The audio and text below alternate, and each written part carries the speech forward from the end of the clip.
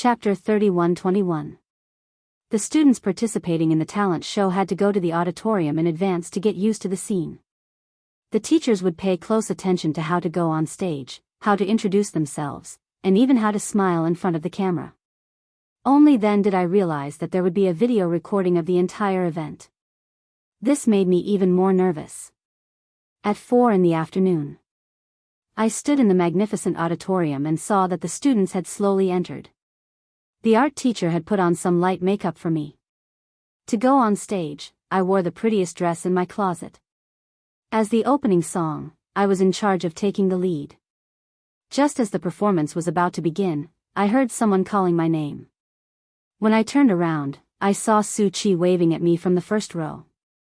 I immediately saw the person standing beside him, looking at me silently. When Dongyu saw me, he suddenly stood up and stared at me nervously with anticipation in his eyes. Our eyes met briefly. Before I could say anything, the art teacher hurriedly pulled me over and said, "Xiachuan, they're announcing. It'll be your turn soon."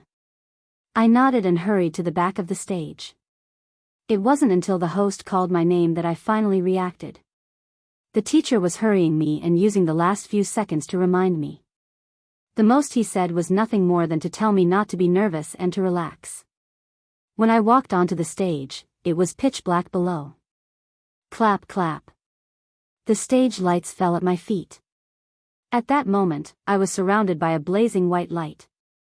The whole world was barren. I tensed up and hugged the microphone helplessly. I looked around but couldn't see anything. Finally, at the front of the stage, I saw him. His figure was against the light and I couldn't see his face clearly, but I knew it had to be him. "Hello, everyone. I'm Yin Xiachuan from Year 2 Class 1. Fei. I'm very honored to be on this stage." Next, I guessed that the art teacher, who was standing behind the scenes and staring at the stage, must be pounding his chest and stamping his feet in anger. Then he desperately lowered his voice and said, "Don't be nervous. Don't be nervous." But I couldn't hear or see anything. My heart was so nervous that it felt like it was about to jump out of my throat. I pressed my chest, and finally, after calming down a little, I slowly said, "Hello everyone, I am Yin Xiachuan from the first class of the second year. I am very honored to be able to step on this beautiful stage. Next, I will be singing a piano piece, Autumn Whisper." The audience applauded. I turned around and gently covered my rapidly beating chest. I slowly walked to the tripod piano. When I sat down, my fingers accidentally touched the piano keys. Along with the microphone, the wrong syllable played a discordant melody. I frowned and suddenly took a deep breath. Once again, I gently stroked the piano keys. I imagined Dongyu sitting beside me. It was as if my nervous soul had finally been released. My 10 fingers formed a circle, and then, the syllables flowed from my fingertips like flowing water. Smooth, soothing, tactful. Relatively speaking, the technique of this song was more difficult than that of Jiangnan.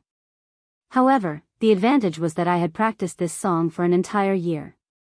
After a little consolidation, I was so proficient that it was as if I had become one with the zither. Chapter 31-22. I immediately stood up. Below the stage, Dongyu suddenly walked onto the stage. Amidst the applause and cheers, he pulled me tightly into his arms. At that time, I felt that even with so many people in the auditorium and the surging applause, it couldn't compare to the warmth of his hug. After the performance, I was about to pack my things and go back with Dongyu. Dongyu and Su Qi were waiting for me at the school gate. I thought that perhaps this celebration would be the best time for me to reconcile with Dongyu. Just as I reached the door, I saw Su Qi waving at me. I walked over with a smile, only to see a few of my classmates walking towards me. When they saw me, they called out to me excitedly. "Xiachuan. Was that your boyfriend who hugged you on stage just now?" I was stunned. I followed their gazes and looked at Dongyu, only to hear them whispering excitedly, "So handsome. Xiachuan, what's your boyfriend's name?" Su Qi heard their discussion and immediately walked over. He said unhappily, "You guys seem to have misunderstood something, right? His name is Yin Dongyu. He's not Yin Sichuan's boyfriend. They're siblings, can't you tell?" "Ah, bah. I thought he was Yin Sichuan's boyfriend." "So they're siblings. Haha. Sichuan, don't mind it." When Dongyu heard this, he turned his face away expressionlessly. I didn't feel good when I heard this. I didn't know what Dongyu was thinking. However, on the way home, Su Chi was chatting and laughing, but he walked to the side without saying a word. Even when we got home, he didn't interact much with me. Instead, he returned to his room and locked the door. I stood outside his room in a daze for a long time before returning to my room in a daze. I originally hoped that as time passed, the tense relationship between us would be eased. However, time didn't bring about much change in our tense relationship. Instead, it brought about an unfamiliar girl. The first time I met that girl was on Dongyu's 16th birthday. That winter break, the weather was especially cold, so cold that it could freeze a person's heartbeat. At that time, people would usually book a table for their birthdays and invite a few good friends and classmates. After the meal, they would go to karaoke. Most of the time, their parents would be there on that day. They were more indulgent, so they could always go home very late. Dongyu's birthdays had always been celebrated at home because he didn't like too many people and lively environments. Dongyu said that he wanted to eat hot pot at home for his birthday. Early in the morning, I excitedly got out of bed and found the piggy bank on the desk. I smashed it and picked up the change one by one. There were even 2 10-kwai notes. I thought to myself that the pocket money I saved up for a year was finally going to be put to good use. When I was young, I always forgot to give Dongyu a present for his birthday. In my eyes, birthdays were meaningful as long as the family was together. However, after entering junior high school, the concept of birthday gifts gradually became clearer. After lunch, I took a bag of change and ran to the cake shop. I ordered a 10-inch birthday cake and repeatedly reminded them to write, "Happy Birthday to Dongyu," on it. I wasn't in a hurry to leave the shop. I waited for the whole afternoon until the cake was ready. I counted the candles and took the cake home. Chapter 31-23. I had never seen this girl before. She was thin and tall, with a delicate face and a sweet smile. She was wearing a pure white dress. Dongyu. I ran over and hid the cake behind me. I walked up to him and asked curiously, "Who is she?" Dongyu glanced at me, his expression inexplicably uneasy. The girl glanced at me and introduced herself graciously. "You're Dongyu's sister, aren't you?" "Yes, I am." "Hello." She smiled and extended her hand to me. "I'm Dongyu's girlfriend. I'm in the same grade as him." "Girlfriend?" I sized her up in shock. It was obvious that I didn't believe her one-sided story. I didn't respond immediately to her outstretched hand. Instead, I stared at her in a daze, at a loss. "Linli, this is my sister. Her name is Sichuan." Dongyu introduced her and then said to me, "Sichuan, this is my girlfriend. Her name is Linli, your girlfriend?" I couldn't believe it, so much so that I looked a little embarrassed. Dongyu's expression turned uneasy when he saw my sorry state. Linli didn't feel uncomfortable at all. Instead, she smiled and said, "Am I not liked by her?"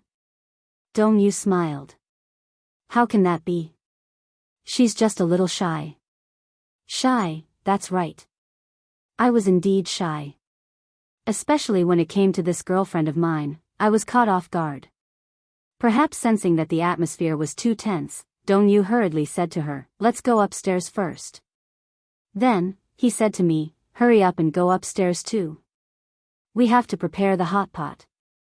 Mom and Dad won't be home tonight. You have to keep this a secret." He raised a finger to his lips and winked at me. I watched in a daze as he went upstairs and stood there motionless. I didn't know why I was so stubborn at that time, standing there foolishly for so long.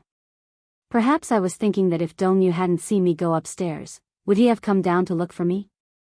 He was so meticulous. Would he have been able to tell that I was unhappy? Would he have coaxed me gently like before and then told me that he was lying to me? I stood there foolishly and didn't go upstairs until Su Chi arrived. He parked the car and found me standing there motionless. He walked over and patted me on the shoulder. Why didn't you go upstairs? At his reminder, I snapped back to reality. I looked up at the sky. Before I knew it, it was already dusk. I stood there foolishly for 2 hours. Seeing that I was still in a daze, he didn't know whether to laugh or cry. Looking at the cake in my hand, he quickly took it from my hand. Only then did I realize that my fingers were bleeding from the ribbon of the cake. Let's go upstairs. As Su Chi spoke, he reached for my hand. I quickly asked him, Su Chi, does Dongyu have a girlfriend? Su Chi did not look surprised. Instead, he asked matter-of-factly, don't you know? I shook my head and asked him, how long have you been talking? It's been about a month. Oh, I replied. Only then did I realize why he had been coming home so late after school recently. I couldn't accept such a thing. Chapter 31-24. Su Chi took my hand and led me upstairs. When we entered the house, Dongyu was in the kitchen, preparing the ingredients for the hot pot. Originally, I should have been very happy on my birthday. I was famous for my love of hot pot, especially the chicken soup base that Dongyu had concocted. It was delicious. However, standing in the kitchen, I saw that other than Dongyu, the girl was there as well. She stood beside Dongyu and helped him prepare the soup while she was in charge of the ingredients for the hot pot. The two of them were chatting and laughing in a harmonious manner. The kitchen was too small.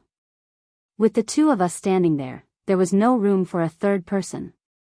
However, the spot beside Dongyu that used to belong to me was now occupied by another girl. I felt a little suffocated. I placed the cake on the table with a numb expression. Just as I opened it, Linley walked out of the kitchen. When she saw me at the table, she quickly walked over and placed the cake on the sideboard. It's not time to eat the cake yet. The hot pot is almost ready. With that, she busied herself with her work. I looked at her, not knowing what to think. My mind was blank, and many images flashed through my mind. Dongyu had said that sooner or later, he would fall in love with a girl, get to know her, fall in love with her, and spend the rest of his life with her. That person couldn't possibly be me. Then, could she be that girl? So, this was nothing. Ever since the last argument with him in the music room, our relationship had suddenly become a little stiff. He seemed to be deliberately avoiding me. No matter what I said to him, his attitude became much more indifferent than before. He was neither cold nor warm. He must be angry. I wanted to make him happy and try to break the tension between us. I originally thought that this birthday would definitely be able to ease the cold relationship between us a little. But I didn't expect such an accident to happen. Dongyu brought out the hot pot. After the four of us sat down, Su Chi looked around and asked curiously, is it just the four of us? Yes. Dongyu nodded. I don't like too many people. I know you. You don't like noisy environments. It's good that the four of us are here. It's not bad to have a quiet birthday. Su Chi clapped his hands. Then let's dig in. Lin Li stood up and poured drinks for us. I sat in my seat with a numb expression. I didn't know what to think as I watched Lin Li put the ingredients into the pot and take them out one after another. She was a girl who knew how to take care of people. She took the initiative to pick up the ingredients for Dongyu. Seeing that I didn't move my chopsticks, she picked up a piece of beef for me and asked with a smile, why aren't you eating?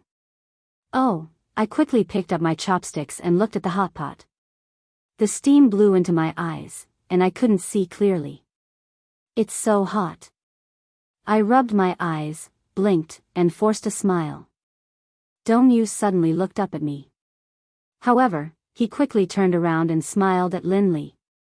I didn't know what he was saying. I found that my ears were suddenly not working properly. I could not hear what he was saying. The hot pot was quickly scooped clean. Su Chi clutched her stomach and slumped into a chair, crying out, "I'm full." I quickly said, "I haven't eaten the cake yet." Lin Li also said, "I'm full too." What to do? I can't eat anymore. Su Chi said, "At least blow out the candles and make a wish."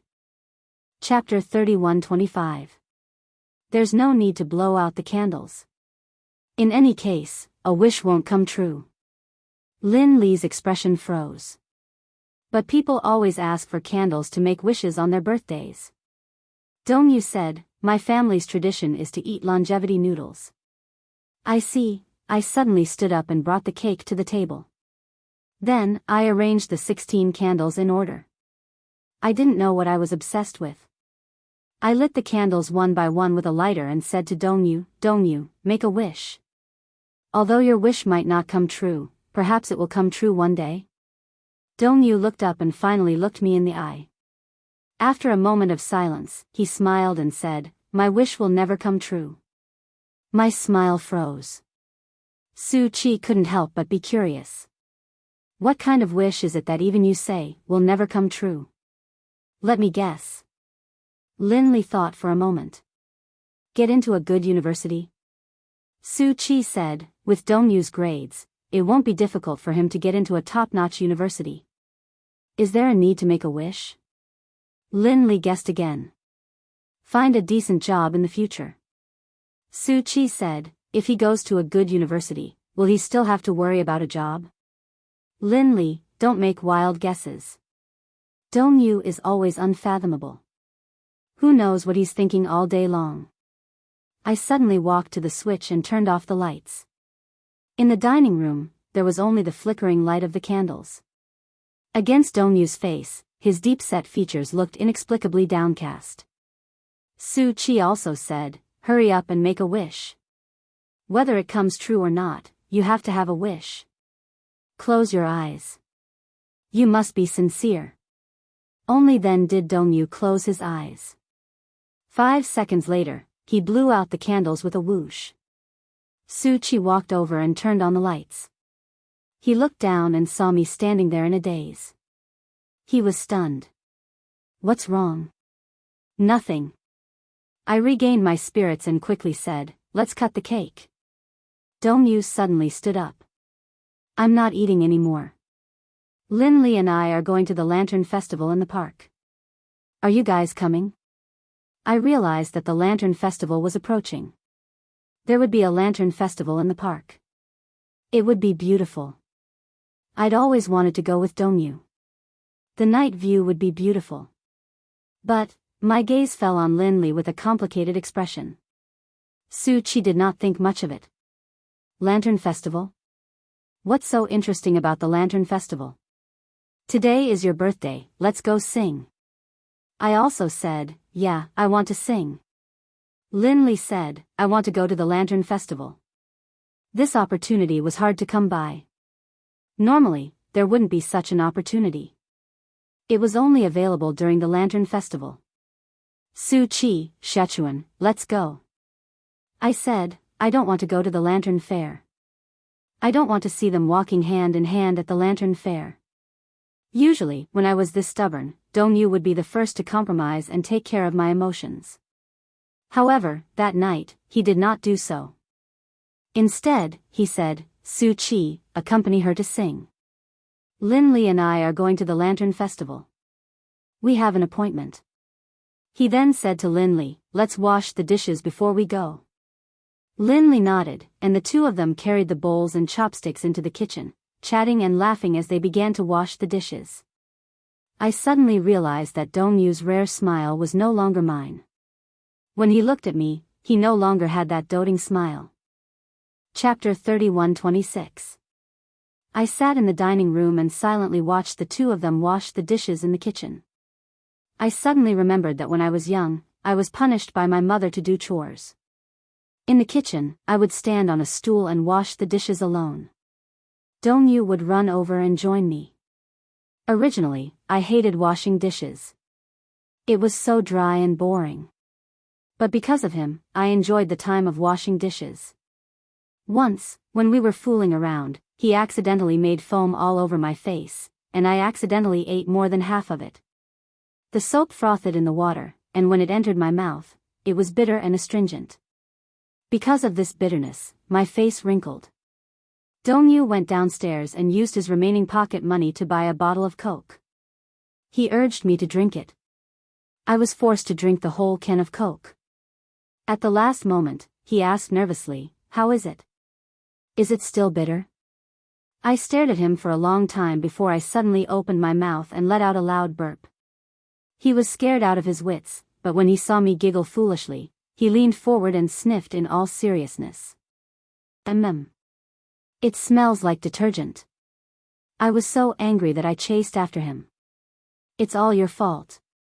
If it weren't for you, would I have eaten the foam?" He avoided me and teased me, "Who asked you to be so stupid? Little fool. Little fool. Don't call me little fool again. Little fool." The images gradually overlapped.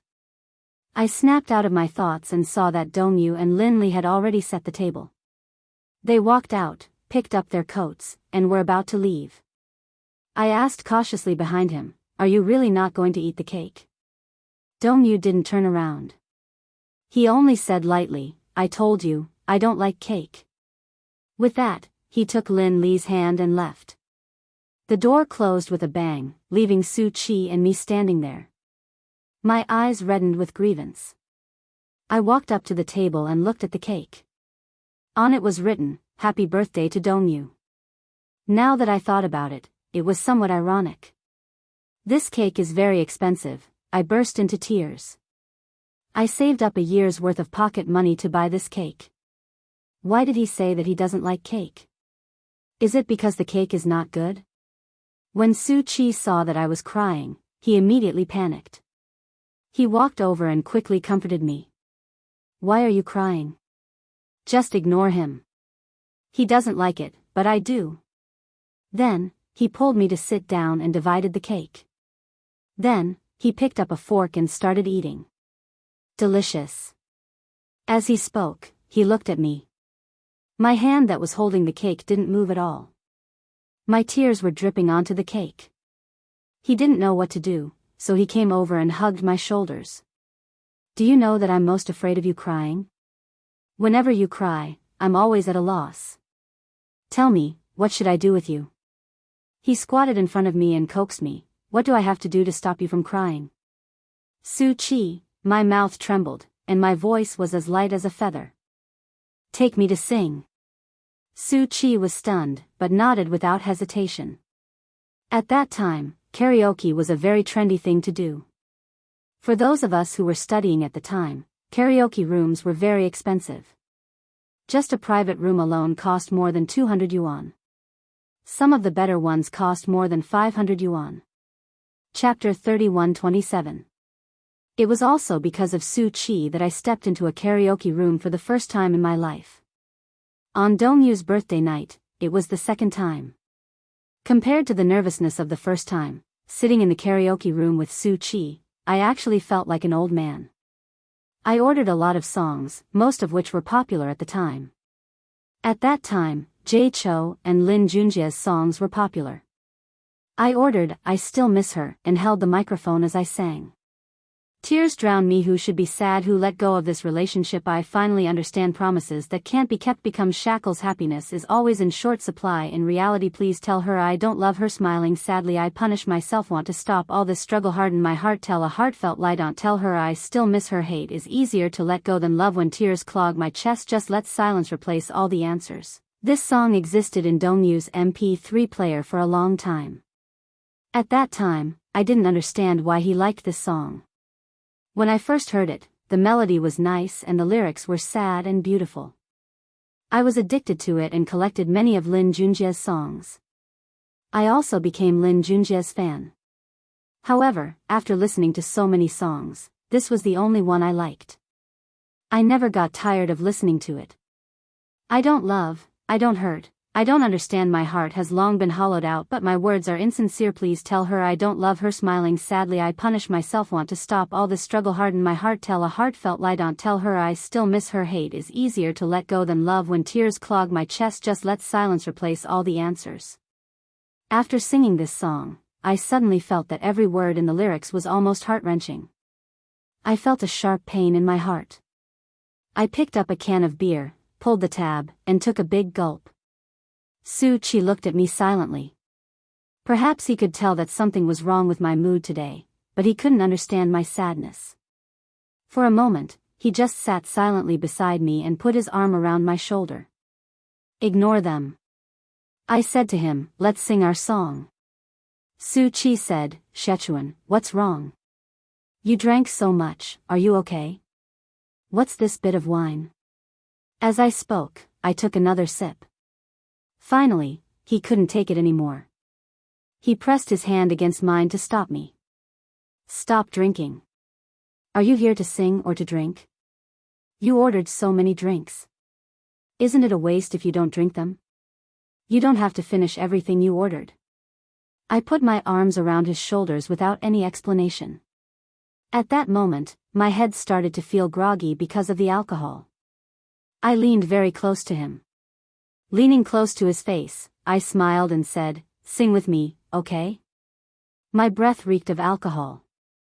Okay. I heard that you sing very well. Sing a song for me.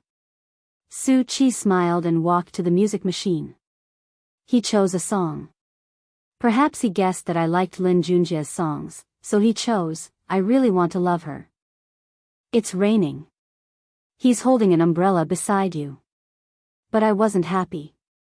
Because the smile on his face was very forced. I really want to love her. But the eyes lie, it's easier to keep it a secret.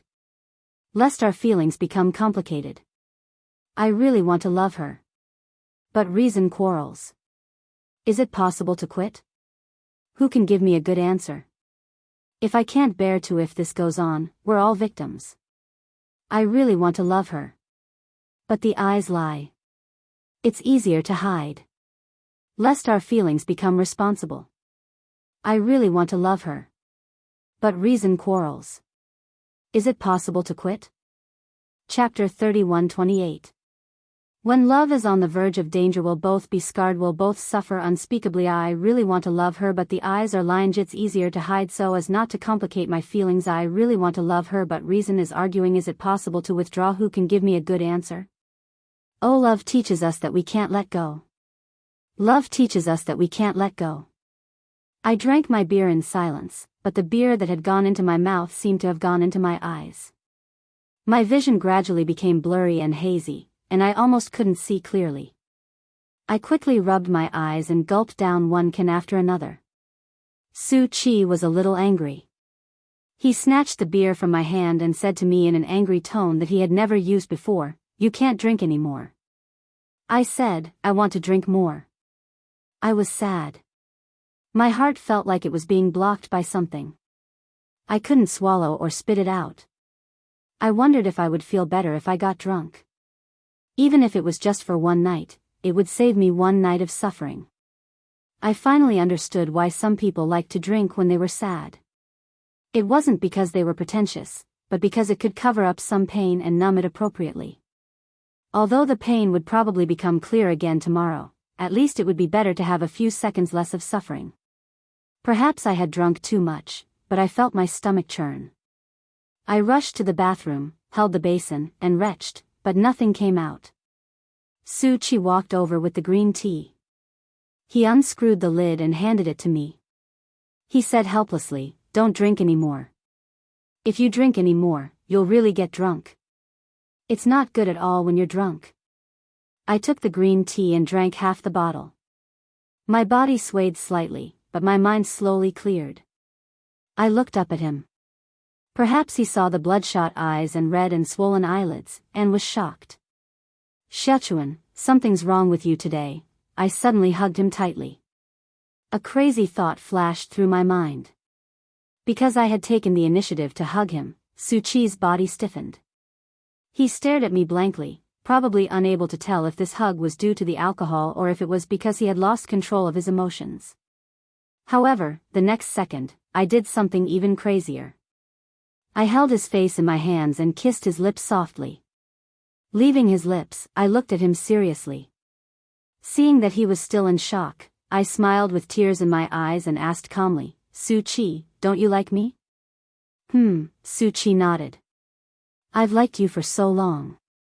Do you still have doubts? Then let's go out, what do you think? As soon as I finished speaking, Su Chi was stunned for about 5 seconds before a surprised smile appeared on his face. You finally agreed to go out with me?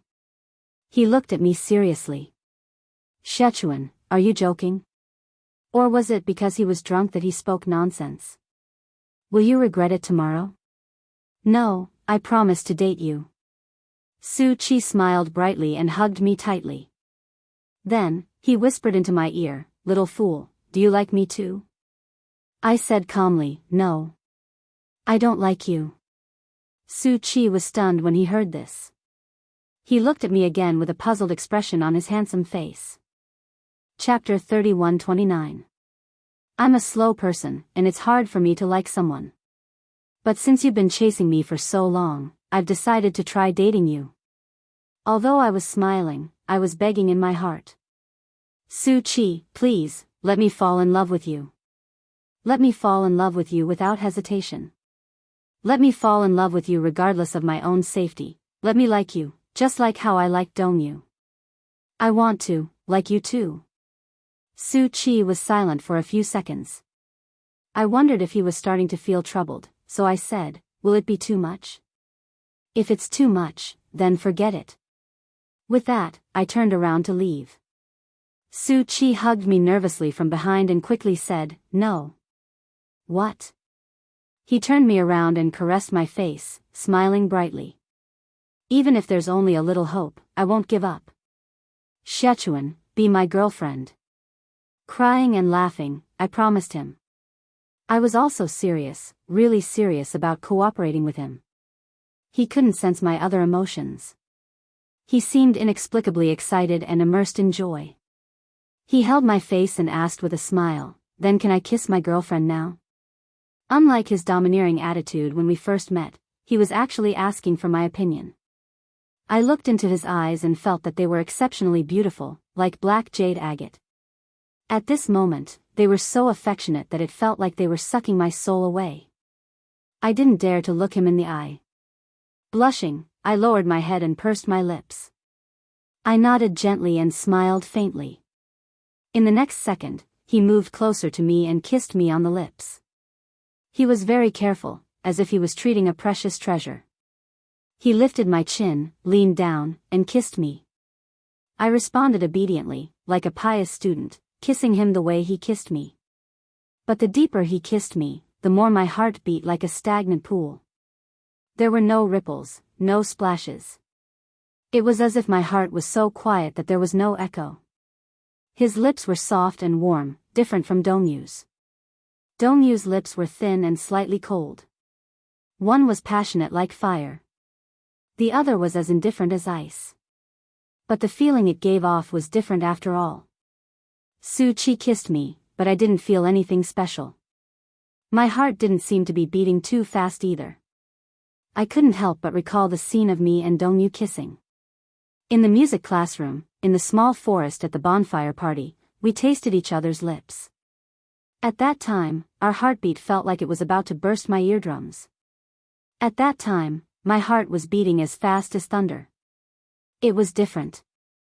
I almost couldn't tell which kiss was what a relationship should be like, and which heartbeat was the rhythm of a relationship.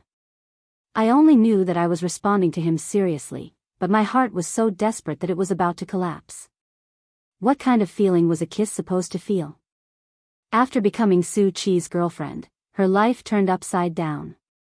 Overnight, everyone in the school seemed to know about our relationship. Su Chi couldn't wait to tell the world about it. The next day, the news spread throughout the school. Everyone knew that I had become Su Chi's girlfriend.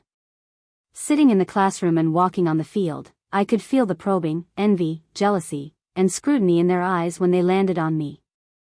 The name Su Chi could be said to be an influential figure. Chapter 31-30. As a result, my popularity in class was already very poor. As a result, no one dared to approach me. The boys didn't dare to approach me to avoid arousing suspicion. Some of the girls distanced themselves from me. Some probably felt that it was ridiculous and unorthodox to be in a relationship in junior high. Some felt that I had tarnished Su Chi's name and wasn't worthy of being friends with them. But I didn't care. At that time, I hoped that Su Chi would be my salvation. I hoped that he could lead me out of a vicious circle. I hoped that he could take me away from the world of despair that Dongyu had brought me. I wanted to love him so much. I wanted to fall uncontrollably in love with this sunny and handsome boy. Then, with him, I could confidently appear in front of Dongyu and say with a smile, "Brother, I'm in love." This was my boyfriend. Everyone in school knew that Su Chi and I were in a relationship, and Dongyu was no exception. Hence, that night after school, when I walked to the school gate, I didn't see Su Chi. Instead, I saw Dongyu with a livid expression. He was carrying his school bag and his clothes were disheveled. His originally docile black hair was rebelliously covering his eyes. There were obvious bruises on his face. They weren't obvious, but if you looked closely, you could tell that he had been in a fight. I was a little surprised and walked over. Just as I was about to ask him if he had been in a fight, he suddenly grabbed my wrist and questioned me, "Is it true that you're dating Su Chi?" "Yes," I replied, pretending to be relaxed. "So you found out. Did he force himself on you?"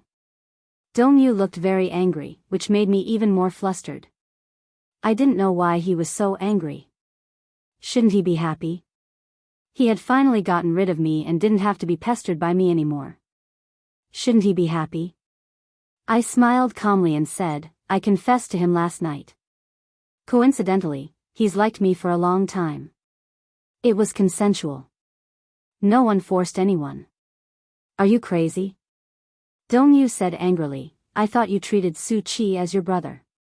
You're still in junior high. Do you know what kind of guy Su Chi is? You can be friends, but dating is another matter." "I know. He's tall, handsome, bright, and popular. Moreover, he's very loyal. Most importantly, he treats me very well. He'll definitely be a very good boyfriend." Dongyu was obviously infuriated by my long speech. He ruffled his hair anxiously and frowned. Suddenly, he glared at me again. "Did you guys kiss?" I nodded. His gaze froze for a moment before he continued, "Both of you. Both of you have other intimate relations." Halfway through his question, he felt uneasy and didn't ask any further. I felt even more embarrassed. My face was hot because I knew what he wanted to ask. To put it bluntly, he wanted to ask if Dongyu and I had slept together. At that time, I didn't know what kind of purpose I had, but I asked numbly, "What if I said yes?" "No." Dongyu lost control of himself and asked coldly, "Is it to take revenge on me?" "Revenge? Why should I take revenge on you?" It took me a few seconds to react. "Oh," I said with a chuckle. "Do you think I'm mad at you for finding a girlfriend?" I smiled and said, "Don't let your imagination run wild." "No." With that, I turned my head and wanted to leave. I was afraid that if I faced him again, my eyes would sting. Chapter 31-31. He turned around, got his bicycle, and caught up with me. He grabbed the strap of my bag and said, "Get in." I said a little angrily, "I'll walk back by myself." "Xiachuan, get in." Dongyu seemed very persistent. "Don't make me lose my temper." When I heard this, I felt even more upset. Lose his temper? What right did he have to be angry? Did I do something wrong? Why was he allowed to have a girlfriend, while I had to get his consent and approval to date other boys? Why? I felt indignant and kept my head turned away from him. He was about to say something again when I saw Su Chi approaching me on his bicycle. He also saw Dongyu.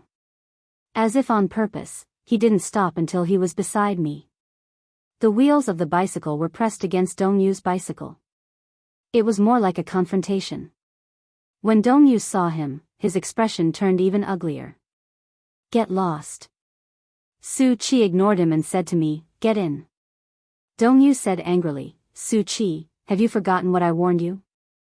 Before he could finish, I put my bag in Su Chi's basket and got into the back seat. I hugged his waist, ignoring Dongyu's anger, and said to Su Chi, "I want a soda." "All right, I'll treat you." As Su Chi spoke, he waited for Dongyu. Under his cold gaze, Su Chi turned the bicycle around and drove me away. I didn't look back. Dongyu didn't chase after us either. He must be disappointed in me, I thought.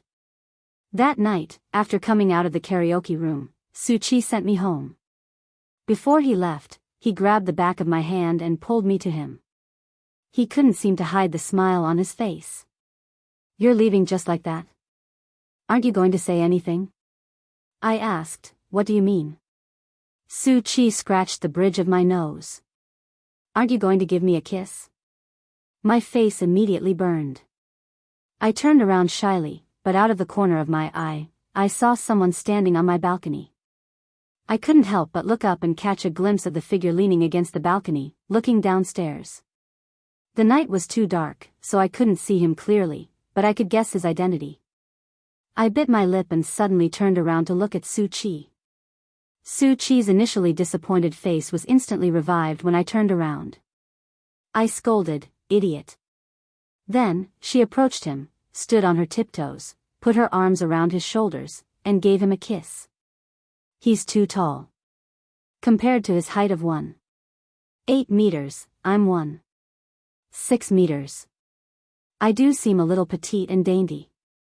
After Su Chi left, I turned around, but he was no longer on the balcony. After returning home, I passed by Dongyu's room and stopped in my tracks. I suddenly came to my senses. My actions just now were terrible. I don't know what I'm trying to do, who I'm trying to provoke, and what's the point. I walked to the balcony again and stood where Dongyu was standing. From this angle, I could see everything clearly. I just wanted to show that I could do without him. Ever since that incident, Dongyu and I have distanced ourselves from each other. I didn't know if he was deliberately distancing himself from me or if I was deliberately distancing myself from him. I laughed at myself more than once. The tacit understanding between brother and sister was vividly displayed at this moment. Chapter 31-32. I followed behind him slowly, trying my best to hide my tracks. It wasn't until they were far away from the school gate that the two of them got closer. Sometimes, Linley would take his hand and smile brightly at him. Dongyu would look at her gently, just like how he used to stand beside me and gaze at me. Sometimes, Dongyu would gently hug her shoulders. Occasionally, the two of them would play around and do some intimate things. Like a masochist, I witnessed their intimate moments with my own eyes. I often thought that Dongyu must have hugged her often, held her hand, kissed her, and perhaps even slept with her in the future. Thinking of this, I couldn't help but wonder if they had slept together. Had they done such a thing? I felt that it was a little dirty to think about it like this. However, I couldn't help but think about it. It gave me a splitting headache and a heart-wrenching pain. When I was dating Su Chi, I was really attentive and worked hard to cooperate. I walked with him through the streets that I had once walked with Dongyu. I went to the ice cream shop, the movie theater, and the library that I had only been to with Dongyu. I felt like I was copying the shadow of the person in my heart onto Su Chi, but I also felt that it was unfair. But I really didn't know how else I could fall in love with this sunny and handsome boy other than this. But I didn't know how to cut off my feelings for Dongyu. I had asked Su Chi about this before. I asked him, "Su Chi, what if you like someone you shouldn't like?" He asked me in return, "What do you mean by someone you shouldn't like?" "It's someone you shouldn't like. It's impossible between you and her. We're destined to never be together." "How is that possible?" "I don't believe that. As long as I like someone, I'll go after them until I get them. Then, what if there's really no way to be together?" "Impossible." I mustered up my courage and asked, "What if that person is your sister?" Su Chi looked at me and was stunned for a long time. Then, he suddenly sneered, "How is that possible? This is incestuous sex. I'm not a pervert." As soon as he said that, he was stunned for a long time. Then, he looked at me with a meaningful gaze. Perhaps it was from that day onwards that he vaguely sensed the subtle relationship between me and Dongyu. Hence, he would try every means to test me from time to time. I think he must also be wondering if my feelings for Dongyu were what he thought they were. In front of me, he would often bring up the details of Dongyu and Lin Li's relationship. Until one time, when Su Qi took me to a party with his friends, he accidentally mentioned to me at the KTV that he had seen Dongyu and Lin Li walking out of the hotel together. Don't tell me they got a room? His smile was a little frivolous. I was annoyed. Don't spout nonsense if you don't see it with your own eyes. Sichuan, what should I say about you? What else could the two of them do in a hotel? Other than getting a room, I can't think of any other answer. At the mention of getting a room, I suddenly recalled Su Qi's words. He said that unless it was my resources, he would not act intimately with me. I asked what was too intimate. Chapter 31-33. As he spoke, he put his arm around my shoulder and snorted. My dear wife, why are you so young? You're making me a little afraid to lay my hands on you. Who's your wife? Of course it's you. I'm not your wife. Yes. Yes, you are. When you graduate from university, let's get married. That's in the future. No one knows. Su Qi suddenly gripped my shoulder sternly and pretended to be displeased. How could I not know? I've decided on you. I don't care, you're my wife. No one can break us up. Otherwise, I'll... What will you do? Su Qi suddenly smiled as innocently as a child. What can I do? I can only pester you for the rest of my life. I snapped out of my thoughts and felt a little lost. Su Qi, don't talk nonsense. He finally couldn't take it anymore. Probably because my expression was too ugly, it confirmed his suspicions. He asked me half-jokingly, Sichuan, don't tell me, you like Dongyu? I didn't speak. He suddenly took a big gulp of beer and asked, did you agree to date me because you wanted to use me and make me Dongyu's replacement? Halfway through his sentence, his expression turned ugly, but he couldn't continue. I still didn't speak. I just stared at the table and didn't make a sound. He suddenly said seriously, Sichuan, let's have a good talk. I felt that his serious expression was a little unfamiliar. I smiled and tugged at his arm. Su Qi, I'm tired. My head feels heavy, don't be like this. He pushed me away, looking distant and unfamiliar. I looked at him helplessly, because he would never treat me like this. What's wrong with you? Su Qi suddenly asked, because I like you, you feel fearless, right? No matter how overboard you are, you're sure that I won't be angry, sad, or disappointed, right? Su Qi, Yin Sichuan. Su Qi finally lost control. He probably realized that I had an ulterior motive in dating him. He yelled at me as if hurt. What do you take me for? A replacement? You already have someone you like, don't you? That person is your brother, right? Su Qi said through gritted teeth, are you crazy? You can't like him. You can't love him. You're siblings. This is incestuous. You can't be together. I know. I understand. I don't think you understand anything at all. I told you, I got it.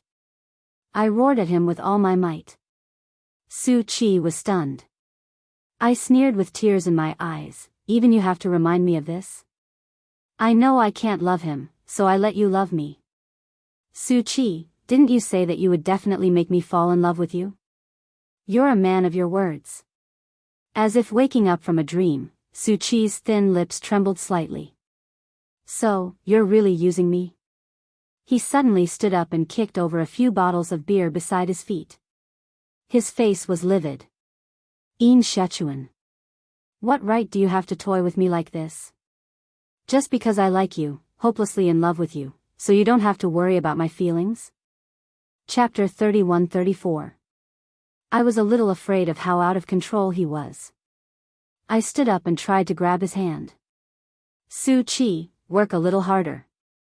I'm going to fall in love with you soon. Work a little harder. Enough. He stared at me coldly and questioned me with red eyes. How much longer are you going to play with me? I'm not playing with you. No. I am. I'm serious. He suddenly looked at me deeply, his eyes unreadable. It was probably because my attitude wasn't sincere enough. Su Chi bit his lip and laughed in anger. He curled his lips coldly and pretended to be calm. Let's get it over with, okay? I didn't understand Su Chi's anger, just as he couldn't empathize with my despair. I kept asking him to stay, or begged him to take me away. I wanted him to know the torment and struggle in my heart. But his heart seemed to have turned cold. In the end, he ruthlessly withdrew his hand and left without looking back. I was left sitting alone in the private room. Before I knew it, tears were streaming down my face. I must be a terrible girl, I thought. Su Chi, who liked me so much and was so infatuated with me, had decided to give up on me. I'd been abandoned just like that. Why did Su Chi leave? Another boy in the private room walked over. He glanced in the direction of the door, then looked down at me and sat down beside me. Your name is In Shechuan, right? The boy casually crushed his cigarette in the ashtray and took a can of beer and placed it in front of me. Ignore him. Drink, drink. I raised my head and glanced at him. He was stunned. Why are you crying? The boy smiled. Did that Su Chi make you angry? Perhaps it was because I felt abandoned that I had a desire to be valued by the world. So much so that when I saw the beer in his hand, I felt as if I could gain everyone's respect by drinking this. I didn't know how to drink. Dongyu had repeatedly warned me not to drink anything handed to me by others outside. But at that time, it was fine if I didn't think of him. When I thought of him, all my nerves screamed and rebelled. This name was a rebellion that seemed to come from my bones. I snatched the beer away, opened the tab, and drank half of it in one go. So straightforward. The boy looked at me with satisfaction. After I finished one, he handed me another. I barely glanced at him as I took the beer from him and poured it down my throat. Back then, learning how to drink was just a momentary thought. He thought about those television dramas. Whenever he encountered something sad, he would drink until he was drunk. How delightful. Could drinking really make one forget everything for a short while? I don't know about the others. I only knew that the side effect of alcohol was that it made memories that weren't very deep in the first place become very deep. Whether it was happiness or pain, they were all torn into pieces. The beautiful memories of the past were especially vivid, so the pain was even more unforgettable. Because of the alcohol, the pain that wasn't very painful became even more painful in an instant. The struggle that was not very torturous became even more torturous. Halfway through the drink, I was drunk and muddle-headed. The painful, entangling, and heart-wrenching things all rushed into my head, tearing, pulling, and roaring. Chapter 31-35. I didn't know that alcohol could force a person into such a state. But I also understood why so many people were obsessed with it. It was because the pain that was usually buried in the bottom of their hearts would only break out when they were on the brink of drunkenness and break free from all restraints. At that moment, when all the pain was released, I felt great. I vaguely remembered grabbing someone's collar and asking, "Tell me, why can't I like Yin Dongyu? Why? Why can't I kiss him? Why can't I marry him? Why does he reject me when he clearly likes me?" Yes. Yin Dongyu liked me. He thought that I would never grow up and would always be that ignorant girl. But couldn't I tell? When we kissed for the first time, I could see the intoxication and struggle in his eyes, the reluctance and conflict. He cruelly pushed me away, but the emotions in his eyes made me realize that he wanted to hug me even more. I hated that I had the same blood as him flowing in my body. If I could, give me a knife and I would be willing to bleed clean. That night, I was surrounded by the strong smell of alcohol and deafening music. Some people say that a girl's first time is like a sacred ceremony. I don't know how to describe my first night. If I had to use words to describe it, it would be like a cruel torture or a sacrifice. I used all my happiness and beauty to pay tribute to my pitiful and humble persistence. This might be the price of growth and sobriety, but the price was too deep. There were many cases of girls going astray during puberty on television. Whether it was the news or television series, it didn't seem to give me much of a warning. The next morning, when I woke up, I opened my eyes and saw an empty ceiling. I stared blankly. What pulled me back to reality was the strangeness of my body. I had read many novels, but there was no description of the first time, such as being run over by a truck or the heart-wrenching pain. However, the burning sensation in a certain part of my body reminded me that my body had quietly changed without my knowledge. I saw the blanket covering me and sat up, only to realize that there was someone lying beside me. When I turned to look, I saw it more clearly. It was an unfamiliar teenager. Who did he say? Why was he lying here too? More importantly, why was he as naked as me? I clenched the blanket tightly and mustered up my courage to look at my body under the blanket. His hand was still wrapped around my waist. I couldn't have been more sober. It was like a blow to the head, and the nerves all over his body were tense to the point of pain. There was a tearing pain at the base of his thigh. What was even more heart-wrenching than this pain was the blankness and numbness in my heart, as well as the little bit of shame I had left. However, I didn't scream. Or perhaps the scream was stuck in my throat because of the humiliation. I couldn't scream or swallow it. I just sat there blankly. It was as if my brain had been emptied by an invisible hand. I didn't shout or cry.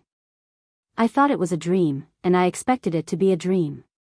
Chapter 31-36. The boy seemed to have been startled by my continuous trembling. He opened his eyes and sat up. He first rubbed his hair, then turned around and noticed me immediately. You're awake? When did you wake up? I didn't dare to speak or look at him. I held on to my weak but foolish hope. He suddenly extended his hand and touched my face. His fingertips brushed against my cheeks and he smiled. Why are you crying? He rubbed his wet fingertips on the blanket and got off the bed. He picked up the clothes on the floor and muttered, "It was so rough last night." Hee.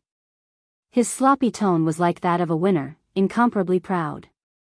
Just a few hours ago, he had conquered a city. How could he not be proud? Put on your clothes since you're awake. He threw my clothes at me. Seeing that I still didn't move, he smiled. How long do you want to sit here like a fool? Between the lines, there was a kind of indifference that I abhorred. It was as if what I thought was earth-shattering was nothing in his eyes. I smiled at him foolishly and then asked, "Is it dawn yet?" He was confused at first. Then, he walked to the window and lifted the curtains. It's dawn." In the next second, he pulled the curtains wide open. I desperately wanted the sunlight to drive away the guilt in my heart, but I found that in the warm sunlight, my heart was as cold as ice, without any warmth. I got off the bed and picked up the clothes on the bed.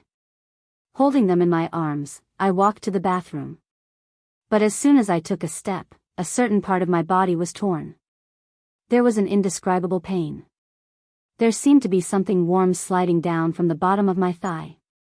He pulled me back and finally looked nervous. "You're not stupid, are you?" I looked at him and shook my head. He glanced at my face and followed my line of sight to look at my body. His gaze immediately fell on my lower body. My shame finally came back and I covered my thigh. But he reached out and touched it. "Why are you still bleeding?" He suddenly laughed. "Why are you bleeding so much? Don't tell me you injured that place." "I couldn't get in last night and you were moving around, so I used a little more force." "Did it tear? Do you want me to send you to the hospital to stop the bleeding?" It's not that I haven't slept with a virgin before, but it's my first time seeing so much blood. My lips trembled violently and I clutched at my dress. "Why don't you take a shower first? Clean yourself up before you put on your clothes." I followed his orders like it was an imperial edict. I walked to the bathroom and stood under the shower head. As I stood there, something sticky seemed to flow out of my body and slid down. Under the cover of the water, I finally couldn't control my tears, and they overflowed. When they left the hotel, it was already noon. Before he left, he told me his name. Fang Liang. I took the taxi fare he gave me and took a taxi to Han Zhao's house. I didn't have the courage to go back to school for class. I didn't go to class all morning. In my state, when I arrived at the classroom, it would be earth-shattering. I didn't dare to go home and stayed out all night. Whether it was my father, my mother, or Dongyu, once I got home, I would face a trial. Chapter 31-37.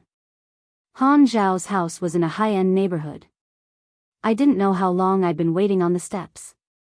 I saw a 5-year-old girl practicing riding a bicycle under her father's tutelage on the winding path. I recalled that when I was learning to ride a bicycle as a child, Dongyu would look at me nervously as he carefully controlled the center of gravity of the bicycle behind me. At the time, I was only 6 years old. I stepped on the pedals and gripped the handlebars nervously, looking like I was ready to die. Dongyu told me not to be nervous and to relax as he pushed the bicycle forward. When I first started, I wasn't very proficient and often fell. But every time I was about to fall, Dongyu would rush up. His thin body would always be able to steadily support my center of gravity. Once, when I fell, he cushioned me with his body and I fell into his arms. When I got up, I laughed heartily.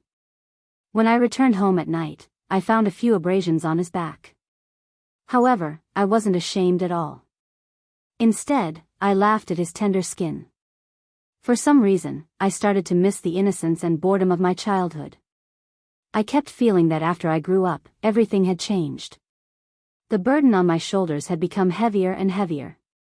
In the evening, Han Xiao returned home from school. She walked to the door with her school bag on her back. When she saw me, her expression changed. Xiachuan. I looked up and stood up awkwardly when I saw her. Why are you here? She was a little surprised.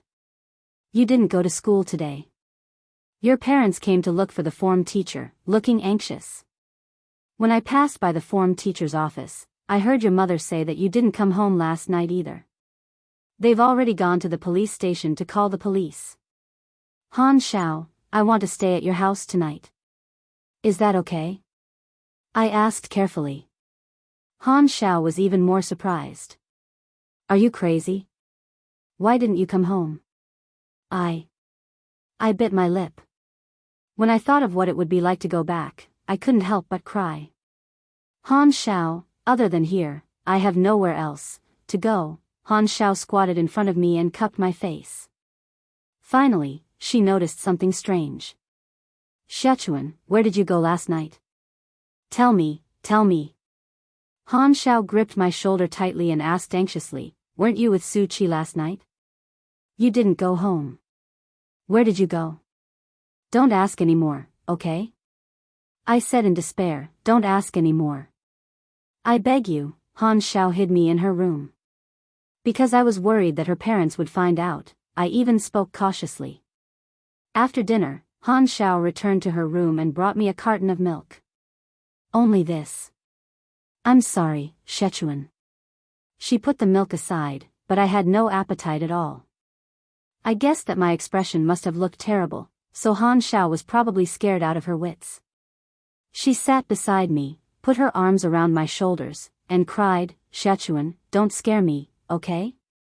It was good to talk. Seeing you like this makes me sad as well. But how could she understand my sadness? In just one night, my whole world was shattered. At night, I lay in bed, not daring to close my eyes, because when the world turned dark, the scenes from last night would appear in front of my eyes. I felt so dirty, but when I was bathing, I had already tried my best to scrub my body. I wanted to wash away these sins, wash away the man's scent and the traces he had left behind. Chapter 31-38. However, the truth was that the so-called turning into ashes was just an illusion. I wouldn't be reduced to ashes. In a sense, this could be considered a terrifying form of capital punishment. It was also like a cruel death by 1,000 cuts. Fate would not kill me, but it would torture me until the next layer of flesh was removed. I felt like I had probably received my retribution. Sichuan, what's wrong?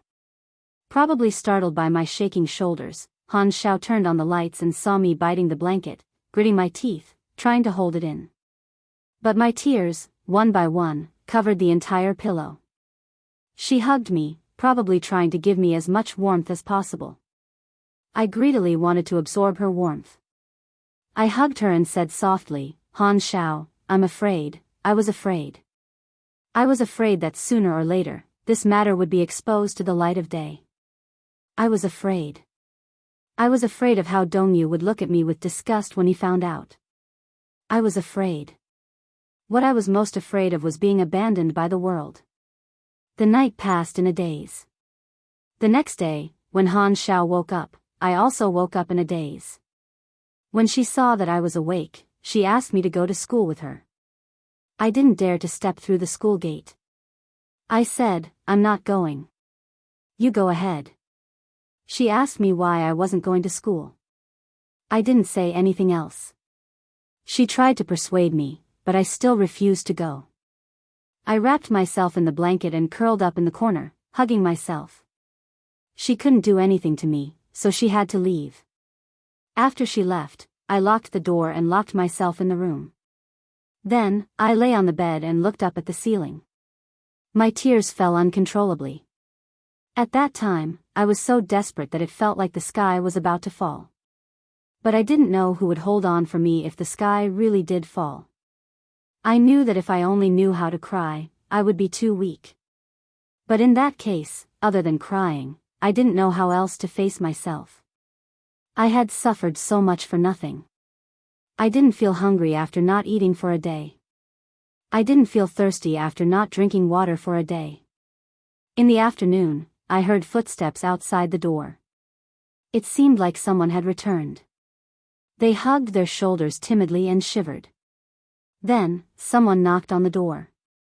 I didn't dare to speak or make any noise. I was afraid that it was Han Zhao's parents, but I heard Han Zhao's voice. Sichuan, it's me, Han Xiao. Only then did I get out of bed. I walked to the door and unlocked it. Just as I opened the door, I saw Dongyu standing upright at the door. Seeing the door open, he barged in without waiting for me to react. The door was instantly flung open. I retreated in fear, glaring at him with a pale face. His face was filled with anxiety, anger, worry. Why didn't you go home? Dongyu approached me and questioned me angrily, where did you go the night before? Do you know that Dad and Mom have been looking for you like crazy? They've already called the police. They thought that you were missing and that something had happened to you. I stared at him, dumbfounded. Then, the anger of betrayal surged from my heart. I looked at Han Xiao. Her thin body shrank to the side as if she was afraid that I would vent my anger on her. She didn't dare to look up at my eyes. Don't look at him. This matter has nothing to do with her. As Dongyu spoke, he reached out to grab my arm. Chapter 31-39. I saw his face stiffen. His eyes froze. Why? Dirty. Dirty, I hugged my arms, not wanting him to touch me. I just didn't want to dirty his hands. I felt dirty.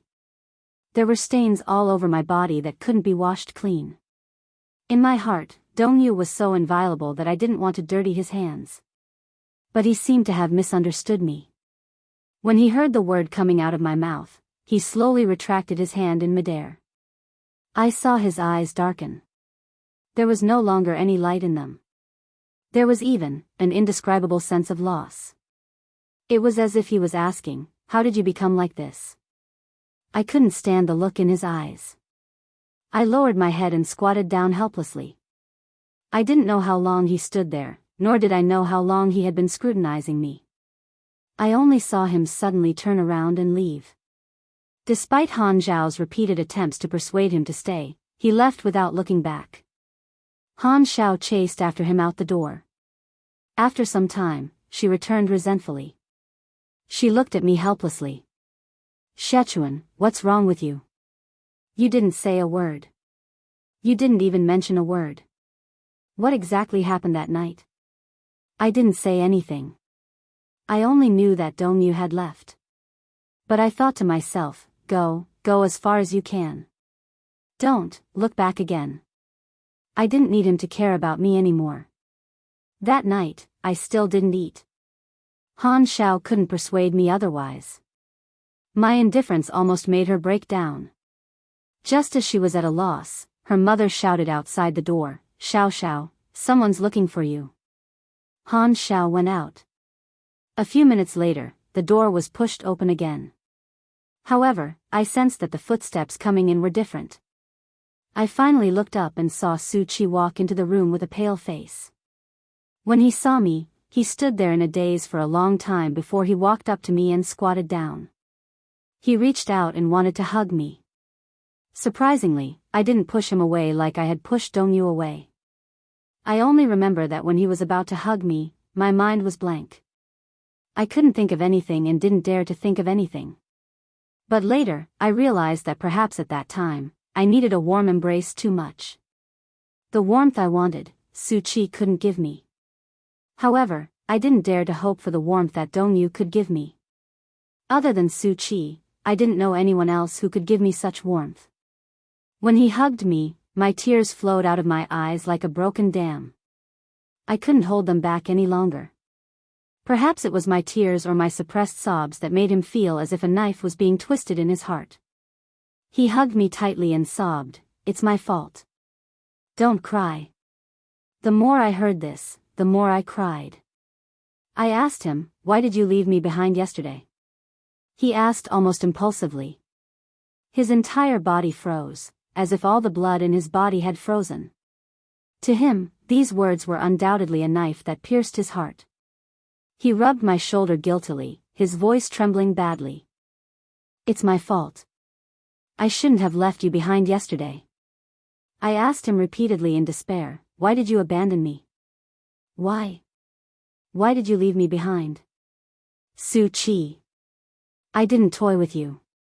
I really didn't." Chapter 3140. Su Qi hugged me and apologized profusely, at a loss. "I'll never leave you behind again." I cried even harder, thinking, how great would it be if I could turn back time. But there was no medicine for regret in this world, much less a time machine. I couldn't travel back in time, much less start over. But I didn't blame him. Because I was the one who brought it upon myself. Perhaps it was because I was an extreme person in my bones. Even though I knew that I liked someone who was impossible, I was still eager to try. I repeatedly questioned this proposition, and in the end, I got myself bruised all over. Su Qi was also a victim. What right did I have to blame him? That night, he accompanied me home. In the past, he had only sent me downstairs. But this time, I paced back and forth downstairs, worried that I would be greeted by a storm when I entered the house. Su Qi saw that I was hesitating and didn't dare to go upstairs. He suddenly took my hand and said, "Don't be afraid, I'm here."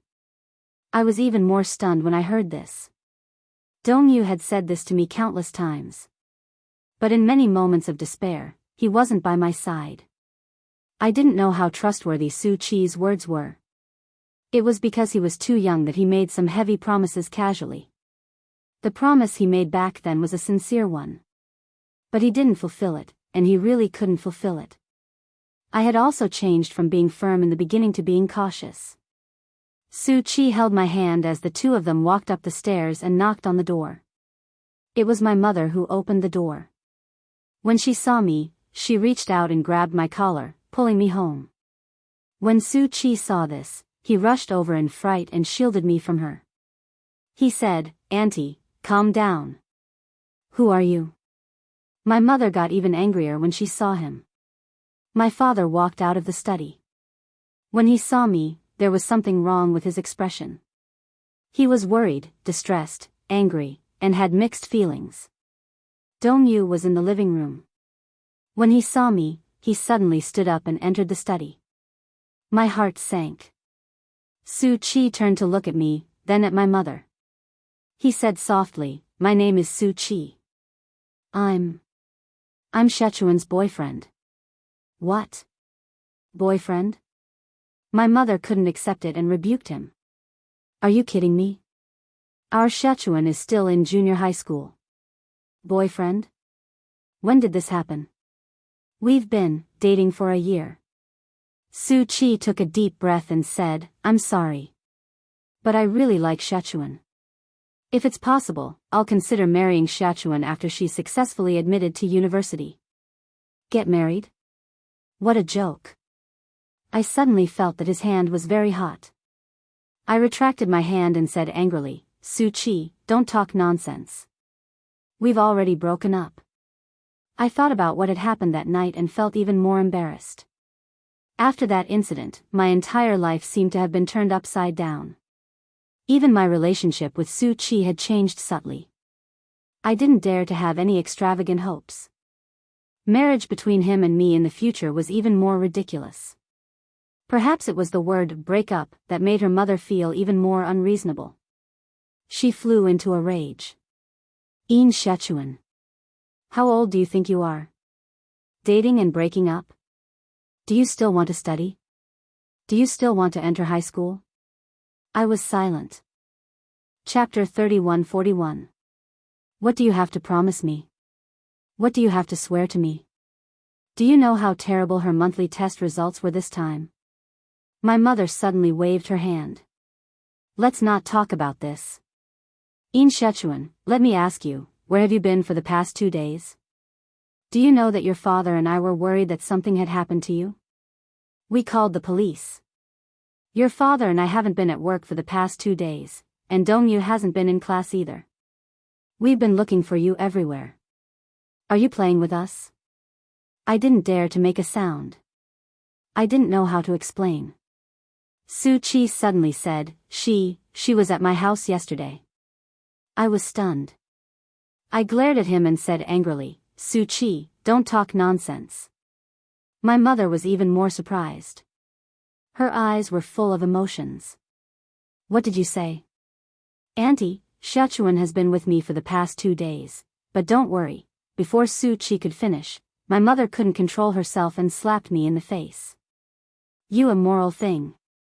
She seemed to feel embarrassed and even angrier.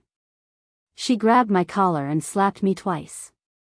She questioned angrily, I've always told you that girls should have self-respect and self-respect. Have you turned a deaf ear to my words? Huh.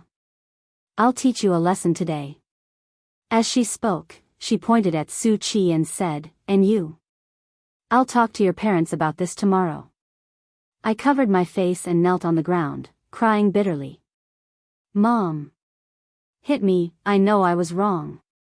But let Su Chi off. This has nothing to do with him.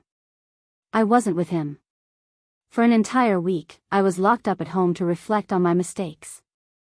After that, my mother took me to the school to find the form teacher and gave me a harsh scolding. I didn't return home at night and skipped class. The form teacher originally wanted to keep me in school for probation, but after my mother's repeated pleas, I was given a demerit. At that time, the school's punishments were divided according to the circumstances. They were a warning, a serious warning, a demerit, a major demerit, probation, and expulsion. My case wasn't particularly serious. After the form teacher calmed down, it was just a demerit that would take a year to get rid of. At that time, a demerit was already a major punishment. If it couldn't be removed, it would affect my entrance exams. After the demerit, every time school ended, Mom would ask Dongyu to come home with me. Obviously, she wanted to separate me from Su Chi. One day during class, I climbed over the school wall and asked to meet Su Chi. Before he could speak, I said, Su Chi, let's break up. Su Chi was stunned for a moment before he reacted. He immediately grabbed my shoulder and said in a trembling voice, I don't want to. That night, I wanted to break up because I was angry. It couldn't be counted at all. I regret it. I don't want to break up with you. Let's get back together and start anew, okay? I burst into tears. Holding back my tears, I pried his hand off one finger at a time as I choked, It's too late. It's too late, what's too late? He panicked. I don't understand what you're saying. We can't go back anymore. I said, Su Qi, let me go. Let's break up, no. Chapter 31:42. As I cried, I said, I regret it. I don't want to be with you anymore. I hate you. I'm tired of you. Is that enough? Su Qi, will you let me go? I don't like you, so don't force me, okay? I yelled at him hysterically. In despair, my body slid weakly along the wall. I thought to myself, let me fend for myself. No one should care about me. Besides, I really didn't know how to face Su Qi or Dongyu. My world was completely out of touch with theirs. I hugged my knees and cried silently, gritting my teeth. Su Qi, on the other hand, stood in front of me at a loss. He wanted to touch me, but when he reached out, he saw my shoulders curling up. His hand eventually froze in mid-air and slowly retracted. After that day, Su Qi and I didn't see each other again. He didn't look for me again, and I didn't look for him again. Every day, I went to school alone and finished school alone. When I got home, I did my homework in silence. I felt as obedient as a walking corpse. Until one day. That morning, I flipped open my calendar. It was May 10th, a special day. Ever since the second half of the first semester of the first year of junior high school, my period had come on the 9th of every month as scheduled. However, it was unexpectedly absent that month. I waited for it for a long time. Even after a long week, it still didn't appear. I panicked. In junior high school, although we were ignorant about the matters between men and women, we already had a vague idea. I already knew that what was supposed to come would come. If it didn't, something must have happened. During computer science class, I secretly went online to check for information. The reasons why my period didn't come were more or less the same. However, the biggest suspect was that I might have been pregnant. After computer science class, I didn't know how I felt when I walked the short few hundred meters between the computer classroom and my classroom. Pregnant? This word was too heavy for me to bear. I didn't dare to go to the hospital for a checkup. After 3 days of internal struggle, I finally mustered up the courage and walked into the pharmacy after school. Under the guidance of my teacher, I bought a few pregnancy tests. God knows how I walked in and how I left. From the beginning to the end, I kept my head down, not daring to meet the strange gazes of those people. However, I could still hear many people whispering behind my back. They were all talking about how children nowadays were. She was so young, but she got pregnant. She had no self-respect at all. Kids these days are really amazing. When I was her age, I didn't even dare to hold a boy's hand. Like an army deserter, I ran out of the pharmacy. I don't know. I didn't know that such a thing would happen, and I didn't know that there would be such a thing as an accidental pregnancy. I don't understand. After that incident, I should have taken the morning after pill in time. At that time, parents were very vague about the relationship between men and women. The early sex education classes only described the differences between men and women, but they didn't tell us how to deal with the aftermath of an accident. My mother only told me not to fall in love at an early age, but she didn't say that I would get pregnant after sleeping with a boy. The pharmacy staff said that it was best to do a pregnancy test in the morning. The first morning urine test was the most accurate. Chapter 31:43. I took the test twice in total. On the first night, I didn't sleep well because I was too nervous. The test results didn't seem to be accurate. There was only one bar, indicating that I wasn't pregnant. However, this result wasn't accurate, so I didn't relax much. 2 days later, I took the test again. However, I saw that there were 2 bars on the test paper. One was a clear bar, and the other was a very faint color. I didn't know what this meant, so I went to the pharmacy to ask again. The person at the counter said casually, "That means you're pregnant. Go back and tell your parents about this. You probably went to the hospital to abort your pregnancy not long ago." How did I abort it? Just like that. She suddenly looked at me curiously, her eyes full of disdain. I say, "You're so young, yet you got pregnant. But I don't think you have any shame at all. Didn't your family tell you that girls have to have self-respect and self-respect? If you had an abortion at such a young age, who would dare to marry you when you grow up? I didn't know how she could say such cruel words so casually. I didn't say anything and left with my head lowered. After leaving the pharmacy, I sat on the steps, hugged my knees, and cried helplessly. Abortion? An abortion should cost a lot of money, right? But I couldn't afford that much money. This news was like a bolt from the blue. I felt like I was in hell, isolated and helpless. At that time, the only person I could think of was Han Xiao. When I returned home from school, I suddenly pulled her aside and stammered, hesitating to speak. She saw that I was talking about something else with a strange expression on my face. I couldn't string together a coherent sentence for a long time.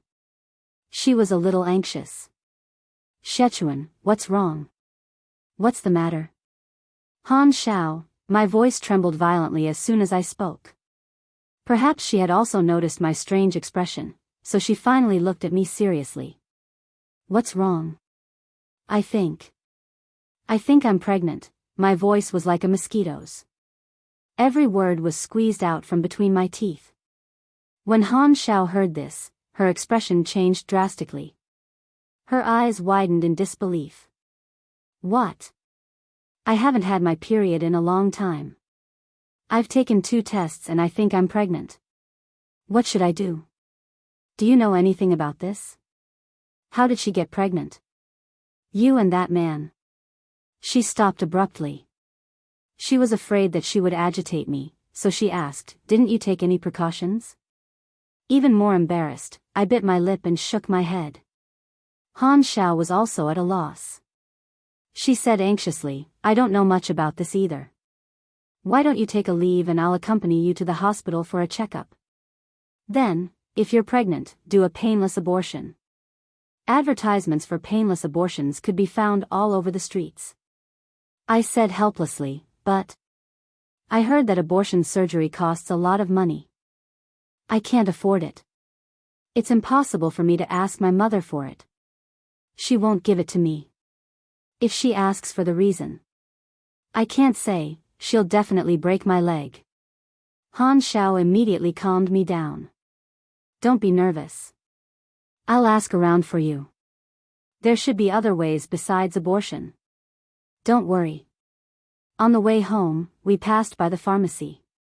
Han Xiao asked me to wait for her there while she ran into the pharmacy. 15 minutes later, she walked out with a red face and a box of well-packaged medicine in her hand. Chapter 31:44. Holding back her anger, she handed the medicine to me and said, the pharmacy staff said that if you're not pregnant for long, you can use medicine to induce an abortion. Sichuan, do you still remember the last time you had your period? I stuttered, last month.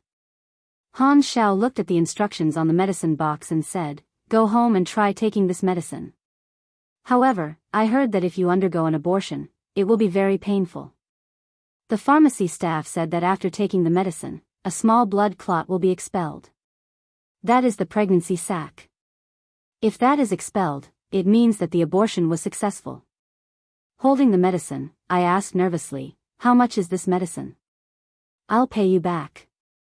No need, it's not expensive. She waved her hand and said, hurry up and take it.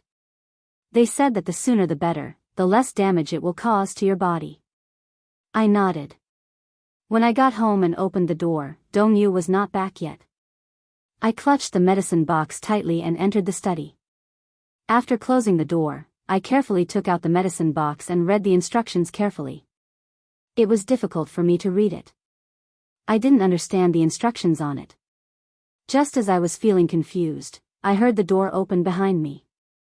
I was shocked and hurriedly stuffed the medicine box into the drawer to hide it. When I turned around, I saw that it was Dongyu. My expression became even more embarrassed. Brother, I called out to him softly, pretending that nothing had happened. Dongyu sized me up for a moment and suddenly questioned me, what were you holding in your hand just now? Medicine. I subconsciously let it slip. I immediately bit my lip and stopped talking. He raised his handsome eyebrows and became more and more puzzled. Medicine? Cold medicine. He immediately walked over nervously and reached out to touch my forehead. Have you caught a cold? I dodged like a snake and waved his hand away, resisting. Don't touch me. His expression froze and his gaze turned slightly cold. I immediately said, don't worry about me, okay? I can take care of myself. Dongyu looked at me quietly for a moment. Without saying anything, he turned around and left the study. Bang! The door was slammed shut with a deafening sound. I turned around mechanically and slowly opened the drawer. Looking at the medicine box lying quietly in the drawer, my heart was in a mess. Not long after, my parents came home from work. After finishing my homework and dinner, I hid in the bathroom. Just as I was about to take my medicine, I heard footsteps outside the door. My heart raced, and I felt guilty. The next day, during the morning self-study session, Han Xiao handed him a note and asked, "Did you take your medicine yesterday? What do you think? Did everything go well?" I looked at the beautiful handwriting on the note and crumpled it into a ball with mixed feelings. After class, Han Xiao found me and asked me why I hadn't replied to her. I said, my family was around last night, so it wasn't convenient. Then what should we do? If I don't eat it early, will it have no effect? Han Xiao was extremely worried. I leaned against the wall, head down, eyes empty. However, she suddenly said, "Why don't you come to my house tonight and tell your mom that you're coming to my house to do your homework? Then I'll cover for you while you take your medicine." I remained silent. Han Xiao was also silent for a moment. Suddenly, she asked, "Don't tell me you can't bear to abort it? How could that be?" I looked up with reddened eyes and said, "I can't wait for this. I can't wait for it to not exist. Why would I be reluctant?" Chapter 31:45. It was said that only a man who had gone through 10 months of pregnancy, accompanied his wife during her pregnancy, prepared for labor, and gave birth, and took good care of his wife and child while his wife was breastfeeding could officially become a qualified stay-at-home dad. Although a certain man was a veteran in business, he was still a newcomer in the world of stay-at-home dads. Now, he was already a stay-at-home dad of 3 children. This was the first time in his life that he had experienced breastfeeding. Although he had done a lot of homework before, when it came to the real battle, Wuxia was still caught off guard. Wah wah wah, wah wah wah. In the middle of the night, in the crib, the little Yueyao struggled for a while before suddenly wailing. Unknowingly, the little Yueyao was already 5 months old. After moving back from the confinement center, Wuxia considered for a long time before finally placing the crib in the bedroom. The master bedroom was a very large suite with a living room, a study, and a private bathroom. It was designed in the same way as the suite in the presidential hotel. As for the location of the crib, firstly, he did not want little Yueyao to disturb the married life that he had been looking forward to for a long time. It had not been easy for him to survive 10 months of pregnancy, childbirth, and confinement. A certain man had long reached his limit. He was filled with ambition and was finally able to realize his married life. He sighed inwardly. However, if the crib was placed in another position, what if he couldn't hear the little Yueyao's cries in the middle of the night? Sometimes, when the little princess was hungry, he had to wake up in the middle of the night to feed her. Wuxia considered for a long time before finally deciding to temporarily place the crib in the bedroom. In the past few days, because of the wedding preparations, he had been racking his brains. During the day, he was busy with the company's affairs. When he returned home at night, he had to personally participate in the wedding design. No matter how big or small, he had to personally look over everything. He had to repeatedly confirm and modify a plan several times before it was approved. At night, on time, at 2:00 in the morning, the little Yueyao would definitely kick her little legs and ask for milk. It was as if the little one's arrival was to overdraft his excess energy. It was very rare for Yun Shishir to get up to feed the babies. Her physique was not very good. If she got up in the middle of the night, she would not be able to fall asleep again. After the confinement period, she still had to pay more attention to recuperation. After all, childbirth was quite damaging to a woman's vitality. Therefore, every time before going to bed, Xianxia would use a breast pump to store enough milk in a milk bottle and place it in the refrigerator to cool. When the little Yueyao wanted to drink it, Wuxia only needed to warm it up. As for her, all she had to do was to put on her earplugs and rest. At first, when Wuxia suggested that he would be the one feeding her at night, Xianxia had some misgivings. After all, his work was not easy. He had to get up in the middle of the night to take care of Xiao Budian, which was too strenuous. However, Wuxia said that, not to mention that Xianxia had just undergone surgery and still needed to recuperate, he enjoyed his passion for this job. However, a certain man had other plans in his heart. It was said that children at this age would start to recognize people. If he took care of her more, when she slowly grew up, she would definitely be the closest to him. Therefore, with this selfish motive, a certain new stay-at-home dad started his real life of taking care of a baby. Chapter 3146. Over time, he had figured out the pattern of his little princess. Usually, around 2 in the morning, this little princess would be hungry. Her biological clock was excessively accurate. She couldn't be a minute earlier or a minute later. Speaking of which, this little Yueyao was quite interesting. She was still a small ball of glutinous rice, but she already had the demeanor of a queen. Whenever she cried, if he didn't rush over immediately to coax her in his arms, her cries would become louder by a few decibels if he was a few minutes late. Wuxia woke up at once when he heard her cries. He immediately got up from the bed and, with his slightly messy black hair, shuffled over to the crib as if he were sleepwalking, as if he was familiar with the place. This route had already become a subtle influence on him. The moment he heard the cries, he instinctively felt his way over without turning on the lights. Little Yueyao's cries grew louder. Wuxia squinted his sleepy eyes and hugged the soft little fellow in his arms. He coaxed her gently, "Yes, yes. Your Majesty, this subject came too late to rescue you. This subject deserves 1,000 deaths. This subject knows his mistake. Your Majesty, please forgive this subject." When he opened his mouth, his voice was extremely hoarse. The sensor lights lit up. He looked down and saw that little Yueyao's little face was red from crying as if she had been greatly wronged. Wuxia carried her into the living room. There was a crib in the living room. He placed her in it first, then quickly took out a milk bottle from the refrigerator. He quickly heated it up and shook it. Then, he walked over to the crib and carried Yueyao. She was still crying so hard that her little mouth was wide open. Wuxia took the opportunity to stuff the pacifier into her little mouth. Little Yueyao almost instinctively sucked on the pacifier. Her 2 tender little hands hugged the milk bottle just like that as she sucked on the milk. In the beginning, when they were changing the milk bottle, little Yueyao was a little unhappy. When it was stuffed into her mouth, she turned her head from time to time and rubbed against it, refusing to drink the milk obediently. Speaking of which, there was a slight difference between a milk bottle and a human's breasts. Hence, little Yueyao was very disdainful of the milk bottle. However, when it came to this, Yu was smart. He found a spare milk bottle and poured Coke into it. Then, he stood by the crib and started to drink the Coke with relish in front of little Yueyao. Why else would there be a saying that out of someone else's pot was always the best? Little Yueyao was only a few months old, she already knew this.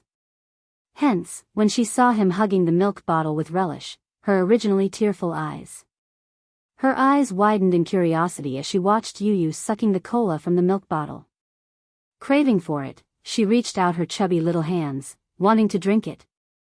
Yu deliberately refused to give it to her, so little Yueyao grabbed his hand and asked for it. Yu waved the milk bottle in his hand to show off. He had an arrogant look on his face and refused to let her drink. Little Yueyao became anxious and started to cry loudly. Seizing this opportunity, Yu swapped the milk bottle and stuffed it into her arms. Little Yueyao was satisfied. She hugged the milk bottle and stopped crying. She smiled with tears in her eyes. Wuxia quickly took the milk bottle and fed it to her. Chapter 3147. Thus, Xianxia had no choice but to squeeze the milk into a milk bottle and store it in the freezer. This was a good thing. After all, when little Yueyao drank milk, it often hurt her. Using a breast pump to suck the milk out would make her feel better. Thus, as time passed, little Yueyao started to drink milk from a milk bottle in advance. Wuxia carried Yueyao to the sofa and lowered his head to watch her drink milk. Little Yueyao's eyes were red from crying earlier, as if they had been dyed with rouge. With tears in the corners of her eyes, she hugged the milk bottle as if she had walked in the desert for several days and nights and finally found a clear spring. She drank it in big gulps as if she was thirsty. What a greedy little kitten. Wuxia gently scratched the tip of her nose. His heart felt as if it had been filled to the brim. But as she drank, she looked at him with her eyes wide open.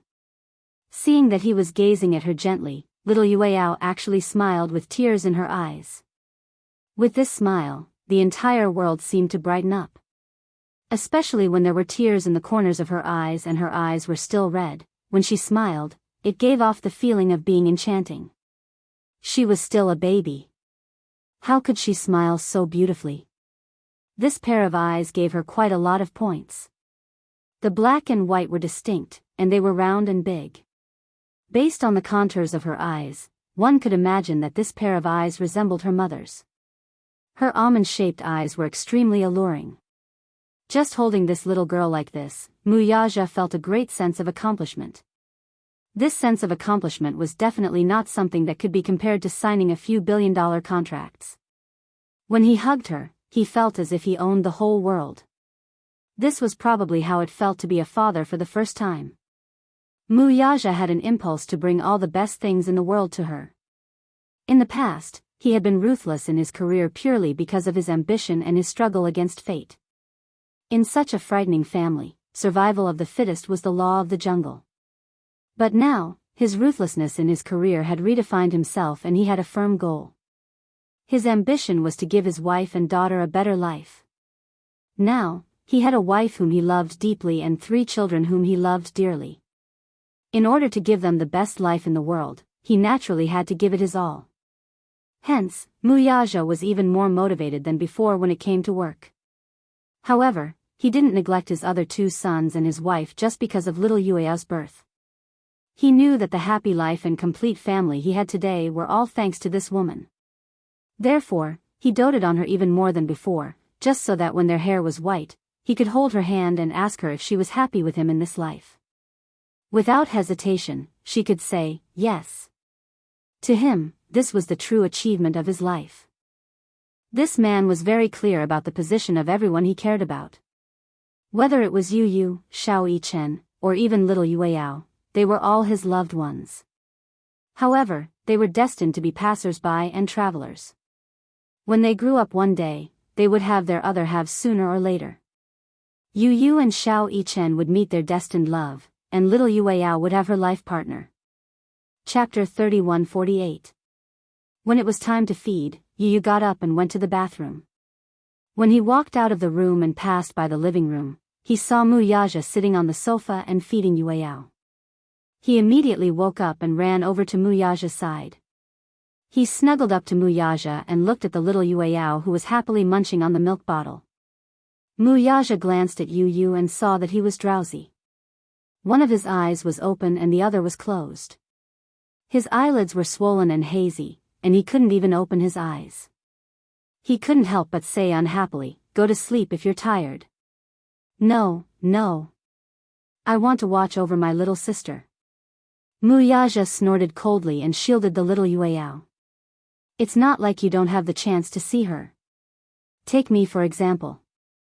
I can only hug her for a while at night." Yu looked at him.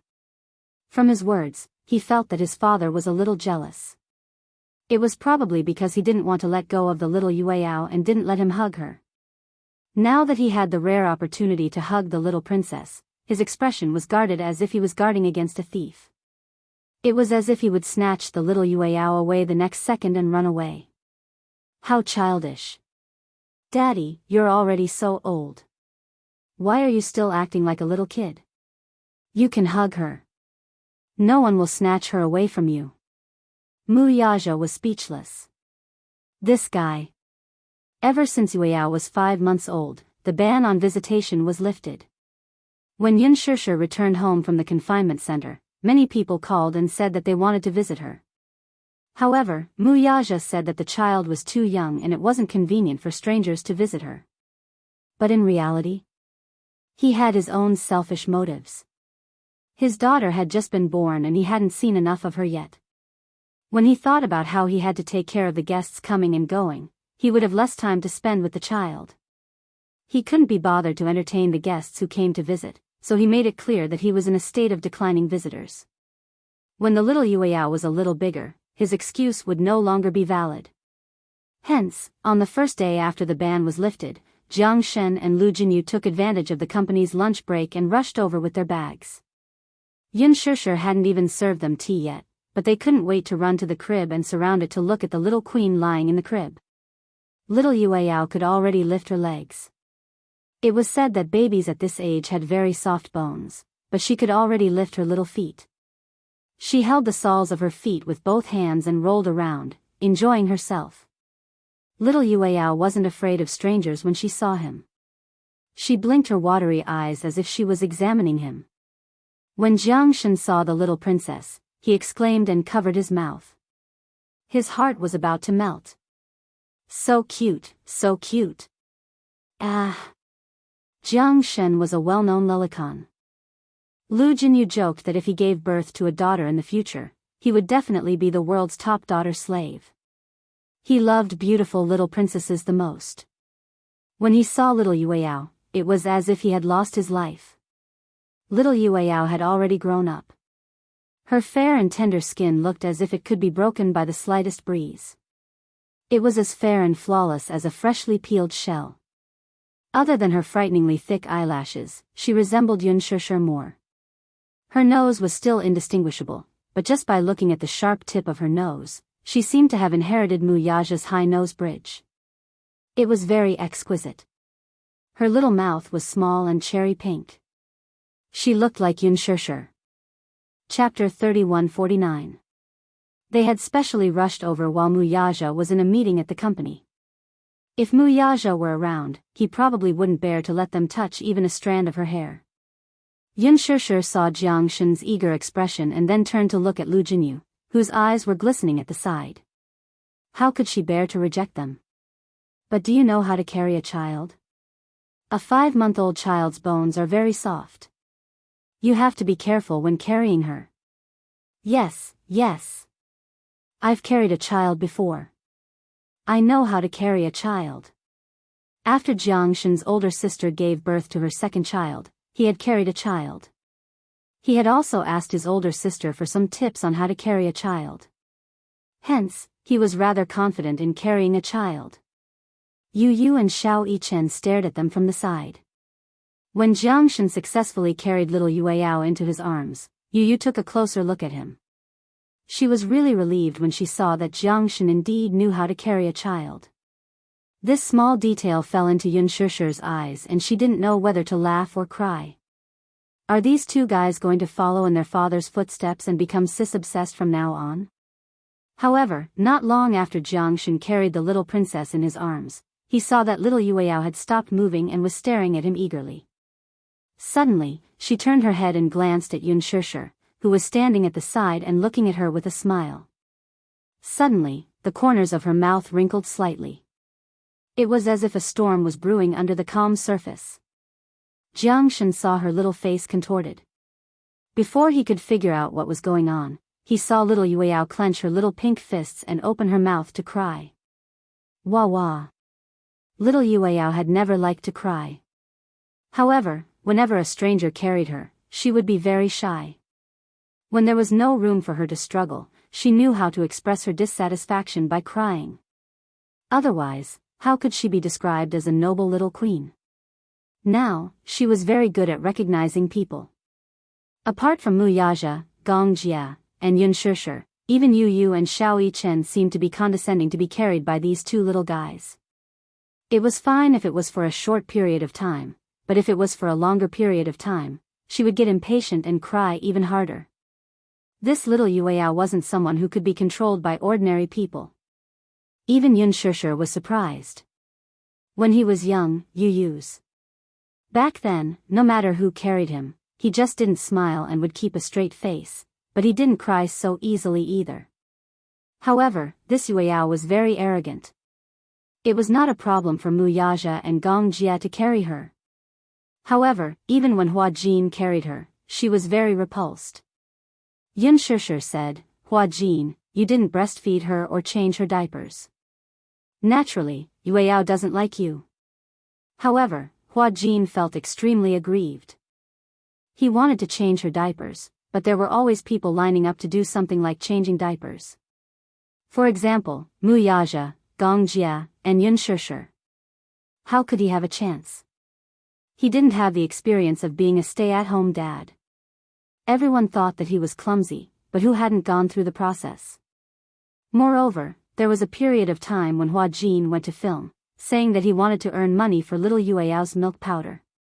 However, Mu Yaja emphasized, "I'll earn money for the milk powder. Then I'll earn money for Yueyao's toys, okay?" Chapter 3150. However, Jiang Shen felt aggrieved. How long had he held her in his arms? It hadn't even been half a minute. Why was she crying so hard? She wasn't giving him any face at all. Seeing this, Yu finally felt satisfied. He was overjoyed. Haha. I knew it. How could little sister be so easily hugged? My little sister is very prideful. Not just anyone can hug her. She's very shy with strangers. If she doesn't like someone, she won't even let him hug her for a second. He emphasized the word, someone she doesn't like. Jiang Shen felt that he was being attacked for no reason. He protested innocently, "I've only just met the little princess for the first time. If it weren't for boss, I would have won the little princess's heart long ago." Yu, what are you talking about? You're not loving at all. Why aren't you comforting Uncle Jiang? Instead, you're gloating at his misfortune. Because he can't hug little sister for long. If he hugs her for too long, she'll cry too. He doesn't give her any face at all. Xiao Yichen mercilessly exposed him. Yu's smug face instantly darkened. His little face fell as he rebuked Xiao Yichen, "Do I need you to expose me? You make it sound as if you can hug her for a long time. I deliberately timed it last time." Xiao Yichen said self-righteously. "I hugged Yueyao for 3 minutes and 11 seconds before she cried." Yun Shishir found it interesting and asked, "Then how long did you persist in hugging little sister?" 1 minute and 59 seconds. Xiao Yichen put his hands on his waist, feeling very proud of himself. Yu's face darkened even more. He glared at Xiao Yichen angrily. Lu Jinyu found the two little fellows too adorable. He was convulsing with laughter at Xiao Yichen's serious tone. These two little fellows were too funny. Little Yueyao saw that they were chatting happily and seemed to have neglected him, so he cried even louder. Yun Shishir was about to say that she would take over when Lu Jinyu volunteered, "Let me try carrying him instead." Jiang Shen refused. Lu Jinyu said, "You must think that you'll lose face if Yueyao laughs if I carry you. Are you scared?" "Who said I'm a coward?" "Jinyu, it's the same even if you carry him. This little guy is very good at recognizing people. If you don't believe me, you can try." Naturally, Lu Jinyu refused to admit defeat. He walked forward and carefully took the baby Yueyao from his hands. As soon as he took the baby, the Yueyao saw that it was someone else. However, when it opened its eyes and saw that it wasn't the person it wanted, it seemed to be angry and cried louder. It even raised its two stubby legs and kicked Lu Jinyu fiercely. How much strength could a 5-month-old baby have in his legs? Moreover, Lu Jinyu often worked out and had a lot of strength in his arms. Her kick didn't hurt or itch at all. He didn't feel anything at all. However, it was obvious that the little fellow was very repulsed by him. Jiang Shen was smug when he saw this. "See? I told you, this little Yueyao can recognize people. She'll cry even if you carry her." However, Lu Jinyu was indignant. You only know how to make sarcastic remarks. Xianxia couldn't stand it anymore. She saw that Yueyao was crying so hard that her voice was hoarse. Afraid that she would cry until she fainted, Xianxia immediately walked forward and said, "Let me carry her. Our savior is here, our savior is here." Lu Jinyu said, breaking out in cold sweat. Chapter 31:51.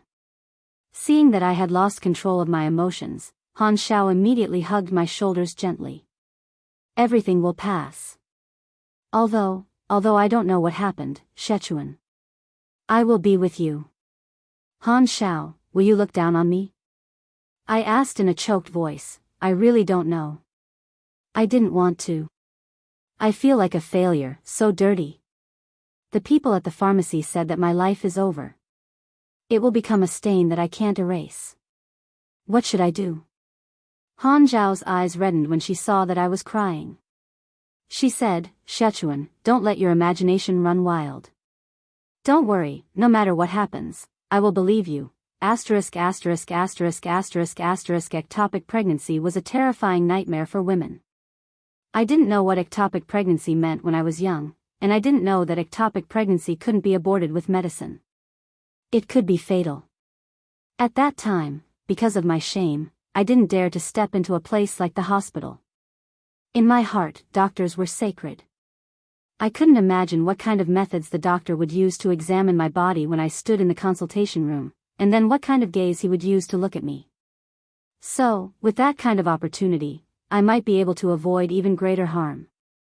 However, at that time, I was lost and didn't have a pair of hands to guide me out of this foggy swamp. Han Xiao took me home, and Han Zhao's parents warmly entertained me for dinner. After dinner, Han Xiao encouraged them to go out for a walk. This way, I would have a chance. She pushed me into the bathroom and urged, "Hurry up and take your medicine before my parents come back." "Will there be a lot of bleeding?" I asked worriedly. "There will be bleeding, but the person at the pharmacy said that if it's used properly, there won't be any danger." Han Xiao hesitated. "Actually, it's best to go to the hospital and take it under the doctor's guidance. However, I don't think you'll want to go." "I'm not going to the hospital." I trembled at the mention of the hospital. Han Xiao immediately comforted me. "It's okay, Sichuan. Don't be so sensitive. You're not a criminal. Why would I force you to go to the hospital?" I glanced at her gratefully. "Thank you, Han Xiao." She nodded and closed the door considerately. I sat on the toilet and opened the box. Then, I quickly glanced at the instructions and swallowed the medicine with warm water. At first, there wasn't any reaction when I took the medicine.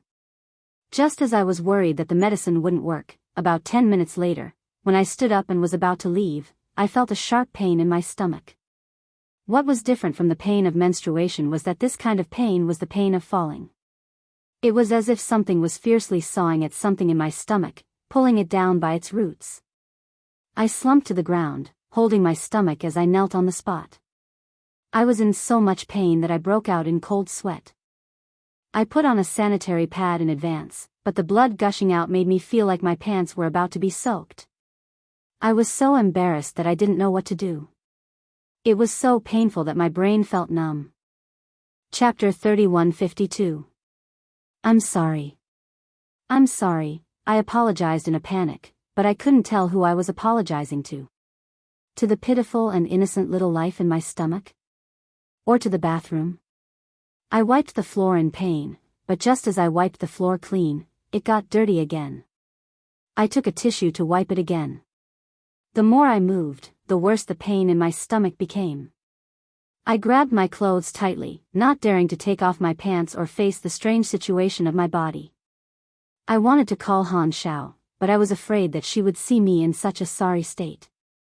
At that time, the entire world would spin, and all the scenery would become blurry and unfamiliar. I struggled to get up from the ground, but the pain made me kneel on the ground. My body curled up like a shrimp, shivering. I suddenly felt cold. My whole body was cold. Outside the door, Han Xiao suddenly knocked. "Sichuan, how are you? Are you done?" My parents are coming back soon. I'm not done yet, I suddenly said with a sobbing tone, Han Xiao. I'm sorry. I think I dirted the bathroom. I'll clean it. Clean it before opening the door. Han Xiao was stunned for a moment before she suddenly opened the door hurriedly. Did you bleed a lot? Xiachuan. Open the door. Open the door first. But I didn't dare to open the door. I was afraid that if I opened the door and Han Xiao walked in, she would hate me too. After a while, Han Xiao stopped knocking on the door and left in a hurry. Then, I vaguely heard the footsteps of two people outside the door, one in front and one behind. Xiao Xiao, where's your classmate? In the bathroom. Oh. I thought that her parents must be back, but I couldn't open the door at all. I hadn't tidied up the bathroom yet. I stood up with the help of the wall, only to see a pool of blood on the ground while I was unconscious. My lips trembled as I tried to get a clean tissue, but the more I panicked, the more I made a mess. I forced myself to lean against the wall. My vision turned black and I lost consciousness for a moment. When I opened my eyes again, I heard Han Xiao knocking on the door in a panic. Xiachuan. Xiachuan. Open the door. Xiao Xiao, why was your classmate in there for so long? Is she not feeling well? Dad, Mom, go back to your room. I'll take good care of her. I lost consciousness again.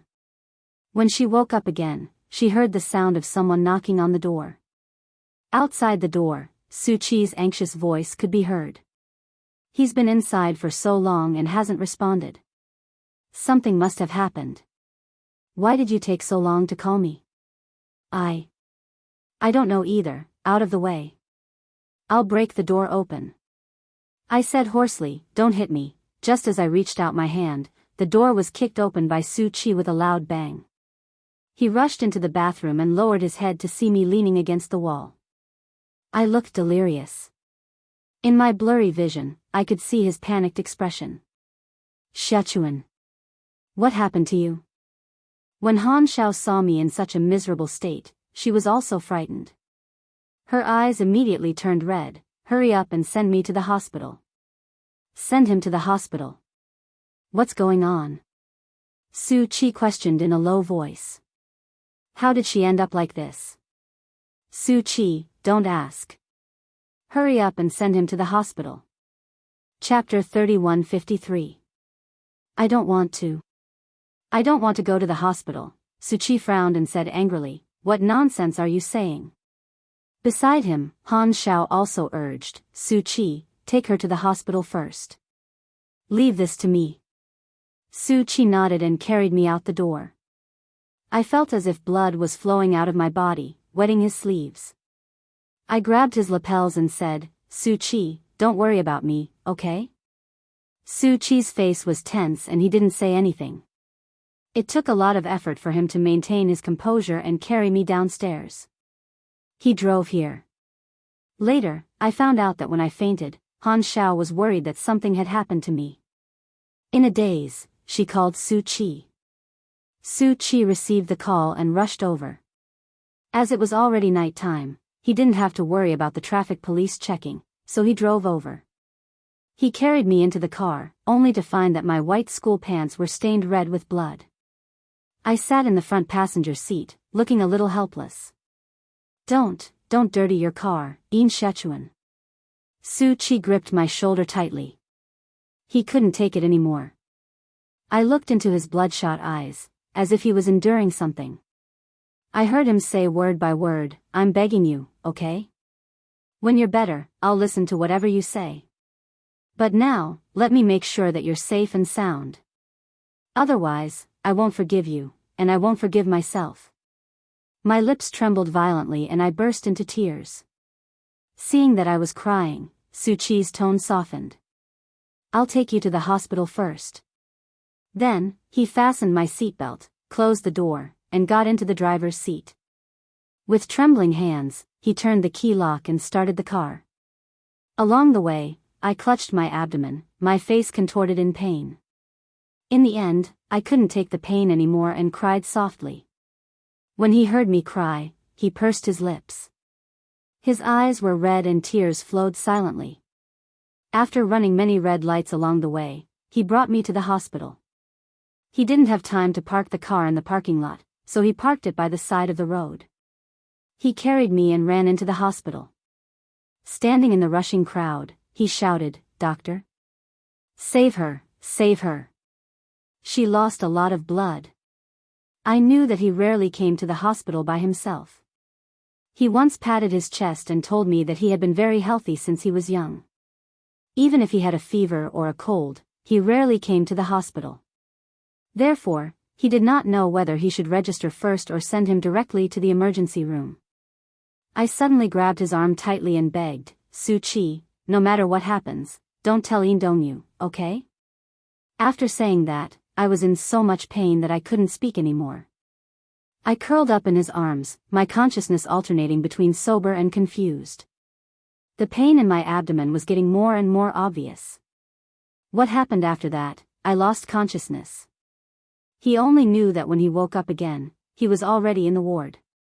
I opened my eyes. Su Chi, who had been watching over me all night, finally looked relieved when she saw that I was awake. "Xiachuan, you're awake." I looked to the side and saw a bag of blood hanging from it. Su Chi immediately took my hand. His palm was so warm, but I felt that it was burning and subconsciously retracted my hand. I said, What's wrong with me?" The doctor said. Chapter 3154. Oh. I pretended to be calm and pursed my lips. I didn't want to show too much helplessness in front of him, so I pretended to be relaxed and asked, "Then, did you lose the one in my stomach?" Su Chi's gaze became a little unfamiliar. He looked at me silently for a while before suddenly asking, "Xiachuan, you're pregnant? Why didn't you tell me? When did this happen? And, who's the child?" I asked casually, "Did you lose the child?" Su Chi saw that I was deliberately avoiding the topic and hesitated. Perhaps he was understanding that under such circumstances, he couldn't sit down and talk about it properly. He only said, "No, it's an ectopic pregnancy. I need surgery." His expression was so gloomy that I didn't know how to continue. Then, I pursed my lips, a little embarrassed, but I had to be thick-skinned and say, "Can you lend me some money? When I'm better, I'll go to work. No matter what, I'll definitely pay you back." Su Chi lost control and said, "Who wants you to pay me back? Do you need to borrow money from me?" "No, I have to pay you back." I said calmly, "I don't want to owe you anything." Su Chi was silent for a long time. He covered his eyes weakly and took 2 deep breaths before saying in a choked voice, "Xiachuan. So, is this why you're avoiding me? Is that why you don't want to continue dating me? Do you think I'll despise you?" I silently tugged at the blanket and looked at the white sheets, unmoved. "Su Chi, don't worry about me. You don't owe me anything. There's no need to do so much for me. Xiachuan, don't torture me, okay?" Su Chi stared at me, his eyes red. He suddenly looked away and lowered his head to hide his wet eyes. He didn't look at me anymore, probably because he felt that he was too much of a disappointment. He had always said that a man bleeds but not tears. In front of me, he had always been so bright and dazzling. He rarely lost control like he did now. I forced a smile. "What's wrong?" "Su Chi, I'm really fine. Nothing serious." He looked at me and tears finally rolled down his cheeks. He leaned forward and held my hand. "I really don't know what to do. All I know is that when I found out that you were pregnant and that you had a secret abortion, I hated myself very much. But you actually told me not to interfere. You don't owe me anything, and I don't owe you anything." At this point, he choked up and said helplessly, "Yin Xiachuan, please don't torture me anymore, okay? No matter what happens, I will face it with you. Why are you running away from me? Do you really hate me so much?" I held back my tears and forced a smile. "Su Chi, thank you, but after what happened, it's hard for me to continue being your girlfriend as if nothing happened." If you really care about me, can you do me a favor? What is it? I don't want my family to know about this. I suddenly gripped the blanket tightly and said with difficulty, you know, if something like this happens, the family will be very angry. I need you to think of a way for me. Su Qi asked, do you not want your family to know, or do you just not want Dongyu to know? Chapter 3155. Su Qi was silent for a long time before suddenly saying, Xiachuan, do you know? If I could start my life all over again, no matter who you like, even if you're using me, I'd be willing to be used to the end. If I could do it all over again, I definitely wouldn't let go of your hand. My heart skipped a beat. He said, just now, Han Xiao called Dongyu and said that you're staying at her house. As for what happens after that, I'll think of a way to help you apply for leave from school. As for your family, I'll think of something else. It was actually a relatively simple matter to deal with the school. He found a few mature people to imitate my father's tone and lie that I was sick at home. He also asked Han Xiao to bring a leave request. As for my family, I've also thought of a way to deal with it. Before the surgery, I only needed to take some medicine orally during the few days I was hospitalized. After the nurses left, I changed my clothes and went home quietly. The next morning, I pretended to go out to school and then returned to the hospital. The nurses were less strict with me, so after the ward rounds in the afternoon, I changed my clothes and secretly took the car home. When I got home that afternoon, I opened the door and found that my mother had already cooked dinner. To my surprise, Lin Li was there too. She sat on the sofa while Dongyu started to clean up the dishes. Looking at the mess on the table, I guessed that they had already eaten dinner. Lin Li was chatting with my father. I stood at the door, a little stunned. Then I heard my mother walk over after clearing the table. She enthusiastically poured Lin Li a cup of tea and said with a smile, Lily, don't be so formal. Treat this as your own home. I'd thought that my family would be worried about me after I hadn't been home for a day. However, they acted as if I didn't exist. Lin Li took the teacup reservedly and took a sip. She smiled and said, thank you, Auntie. My mother laughed. Why are you being so polite? As she spoke, she smiled at my father and said, look, Lily is such a pretty girl. I heard that she has good grades and is one of the top students in class. In the future, she'll definitely get into a key university.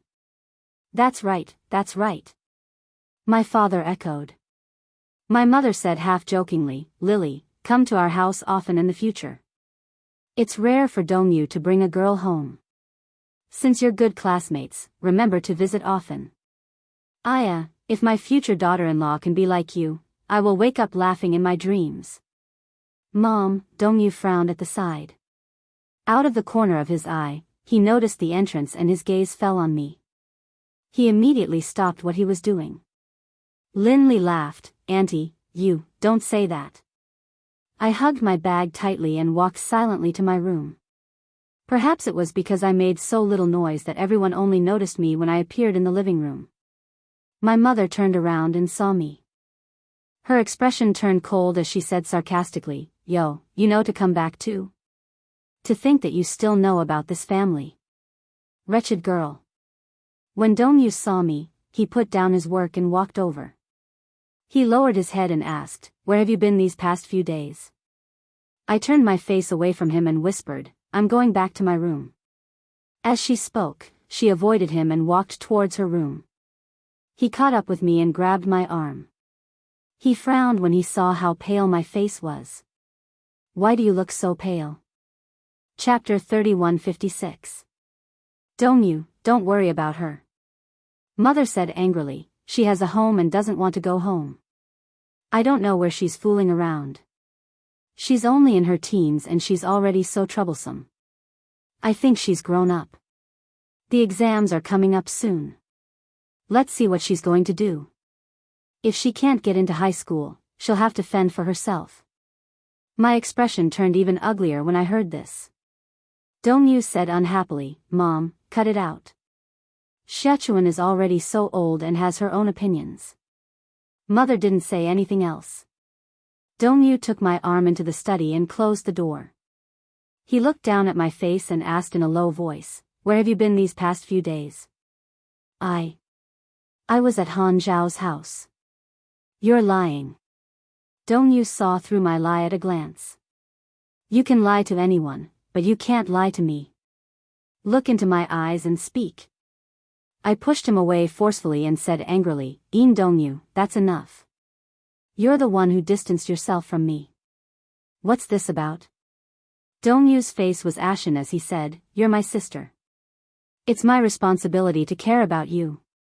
I let out a cold laugh and ignored him. I placed my bag on the table and suddenly rummaged through it to find his notebook. These were his homework notes from middle school. He'd given them to me to copy. I subconsciously rubbed my hand against my pants until I thought I'd wiped it clean and wouldn't dirty his things. Then I handed the notebook back to him. Here, take it back. I didn't look at his face, but I heard his voice turn slightly cold. Are you done copying? Yes. Do you understand everything? Yes. Then, Dongyu saw my cold attitude and thought that it would be difficult for me to talk to him again. He took a deep breath and said, Sleep early. Good night.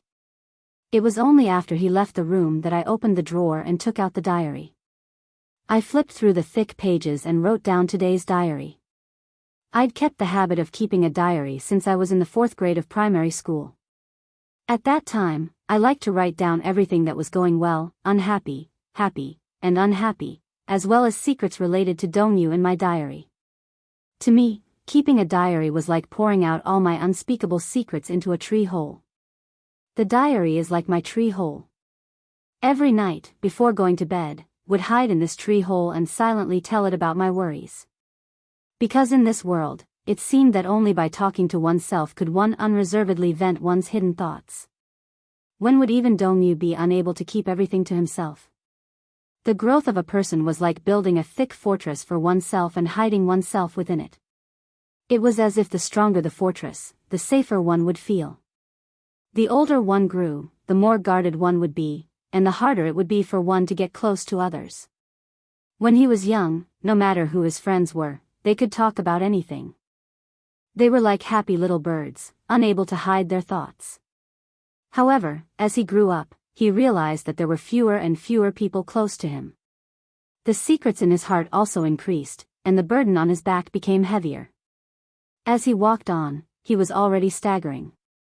In short, humans were creatures with strong instincts. When his fingers touched the fire, it would be so hot that he would subconsciously retract his hand. When one touched something sharp, one would be injured. Knowing the pain, one would also know to shrink back.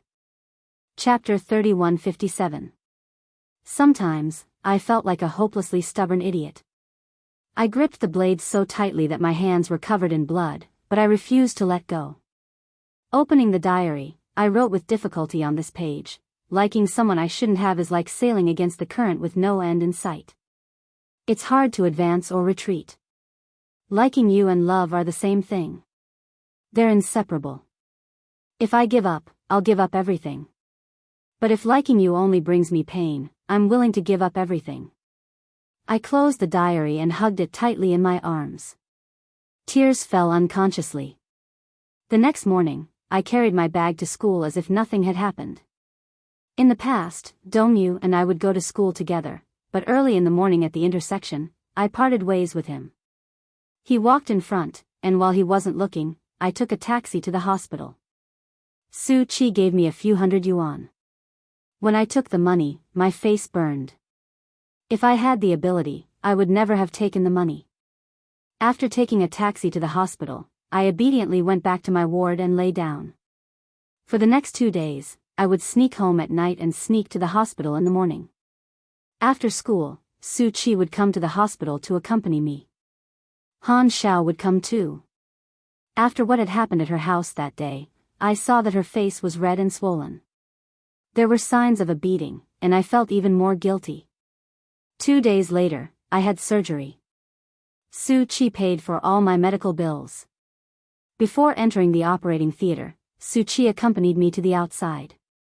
He held my hand tightly and said, "Don't be nervous. The doctor said it's a small surgery. I won't go anywhere. I'll wait for you here. Okay.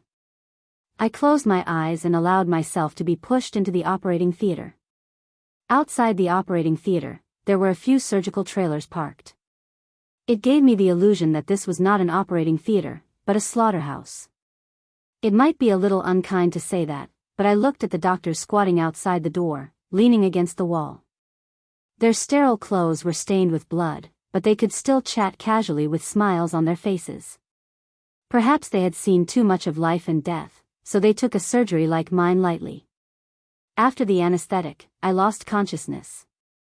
When I woke up again, I was in the ward. I opened my eyes, only to see an empty ceiling. Suchi. As soon as the anesthetic wore off, the pain came again and again. I forced myself to sit up. When I leaned against the headboard, I saw that the room was full of people. There was Dongyu, Daddy, Mommy, Suchi, Han Xiao. I was frightened by the scene in front of me. I didn't know if I was dreaming or in reality. I didn't know why they would appear here.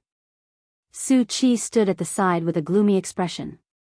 Dongyu sat by the bed without a word. Mom, I opened my mouth in a daze and spat out a word with difficulty. Seeing that I had woken up, my mother's anger flared up again. In the next second, she rushed over, grabbed my hair, and slapped me twice. In Sichuan. Are you trying to anger me to death? How did you get pregnant? You're still in junior high school. You're still in junior high school. You're so young, yet you don't know how to behave. Didn't I tell you before that girls should have self-respect and self-respect? Did you turn a deaf ear to my words? Chapter 31:58. My mother was obviously furious. She pointed at me, slapped and hit me, and said without thinking, "Why are you so cheap? How did I give birth to such a shameless daughter like you? Other people's daughters are very obedient. How did I end up with such a good-for-nothing like you? Are you trying to anger me and your father to death?" Dongyu walked over and pulled her back. Mom. Calm down. Sichuan is still insensible. Don't blame her. If I don't blame her, who else can I blame? My mother pushed him away. Get out of my way. With that, she grabbed my arm and dragged me off the bed. She grabbed my clothes angrily and hit me. See how I'll teach you a lesson today. So what if I hit you? I don't have a daughter like you. I'll just beat you to death. Once and for all. She slapped me, swearing and swearing. Su Chi immediately rushed forward to protect me, crying, "Auntie, Sichuan has just had surgery. Don't hit her. Her body won't be able to take it. If you protect her, do you believe that I will beat you up too?" My mother shouted hysterically. If I'd known that you were such a disappointment and made me lose so much face, I would have ruthlessly aborted you when I was pregnant with you. I shouldn't have kept you. If only I had aborted you. I don't have a daughter like you. I don't have a daughter like you. When I heard this, my body trembled violently. I knelt on the ground in front of her with a numb face. Mom, I know I was wrong. So, hit me hard, okay? I won't complain even if you beat me to death. But, don't scold me, okay? I would also feel humiliated. I would also feel ashamed. I would rather she hit me hard than say such cruel words. When Dongyu heard this, he seemed to break down. He rushed up to her and pushed her away, shouting at her, "Mom, shut up. It's time to stop." He turned to look at me, his eyes filled with heartache. He clenched his fists and said, "She's my sister and your daughter. Don't you think it's too cruel of you to say that?" You, his mother looked at him in shock. She probably found it hard to imagine that Dongyu, who had always been obedient, would refute her like this. Dad stood by the side and sighed. He questioned me, "Then tell me, who is the father of the child? Who did this to you?" I didn't speak. Dongyu looked at me nervously. Suddenly, he knelt beside me and pulled me into his arms. He said to his father, "Dad, don't force her. If she doesn't want to talk about it, then don't ask anymore. Such a big thing has happened, can't I even ask about it? Her father said angrily, if she doesn't tell us who that boy is, she'll never step into this house. Su Qi suddenly stood up. It's me. His mother looked at him in shock. It's you? Dongyu suddenly raised his head and glared at him angrily. His eyes were bloodshot and scarlet. Su Qi, is it really you? It's me. Su Qi nodded and gritted his teeth. So, I will take responsibility. Dongyu suddenly stood up and punched him in the face. Su Qi, you bastard. I had never seen Dongyu so furious. It was as if he had transformed into a ferocious beast. He pinned Su Qi to the bed and punched him in the face. The scene was chaotic. Chapter 31:59. The scene was chaotic. Even I was shocked and couldn't react for a long time. My father immediately stepped forward to stop him. Su Qi pushed Dongyu away and said angrily, Dongyu, calm down. However, Dongyu grabbed him by the collar with both hands and glared at him. He roared, I warned you, I warned you. Su Qi. I covered my ears and screamed, stop hitting him. Everyone was stunned and turned to look at me. My body swayed as I said weakly, it's not him, what? Dongyu was stunned as well. Su Qi frowned slightly. Before he could stop me, I said again, it's not him, it's really not him, so, stop hitting him, stop hitting him. Han Xiao couldn't stand it anymore. She came over and hugged me, pleading, Uncle, Auntie, I know I have no right to speak. This is your family matter, but Sichuan knows she's in the wrong. But what does she know? How much care have you guys shown her? She doesn't know anything. When she makes a mistake, you only know how to hit her and scold her. But who really cares about her? Han Xiao started crying. If one has to pay the price for doing something wrong, Sichuan has already paid the price. Isn't that enough? Isn't that a heavy enough price? Are you heartbroken for her, or are you heartbroken for your own reputation? I bit my lip hard to stop my tears from falling. In the past, whenever I made a mistake, my mother would question me angrily whenever I cried. How could I have the cheek to cry after doing something wrong? I didn't have the face to cry, so I tried my best not to. I didn't want to make them angry anymore. Not at all. I had no idea how the farce ended. I only knew that my parents insisted on returning the medical fees to Su Qi and then went back. They left Dongyu and Su Qi to take care of me. At that time, I didn't know how Dongyu felt when he stood guard by my bedside, or how he looked at me with those eyes. All I knew was that he was lying next to me, hugging me tightly even in his sleep. It was as if he wanted to give me the greatest sense of security he could possibly give me. I looked at his face. His eyes were closed and he looked calm. However, his brows were slightly furrowed. Even in his sleep, it was hard to calm down. I also wanted to hug him tightly, but every time I raised my hand in the air, would retract it resentfully. She couldn't hug him. If he didn't approach her, he wouldn't have any thoughts about her. If you don't touch it, your heart won't be affected. We could no longer be like when we were young. When we were in our hometown, I would hug him, pinch his nose from time to time, ravage his hair, and then lean on him to listen to his stories. But now, we can't do that anymore. After I was discharged from the hospital, my father applied to the school, saying that I was unwell and went through the procedures to suspend my studies. So I rested at home, shut myself in my room, and ate very little. Occasionally, I would read a book or write a diary.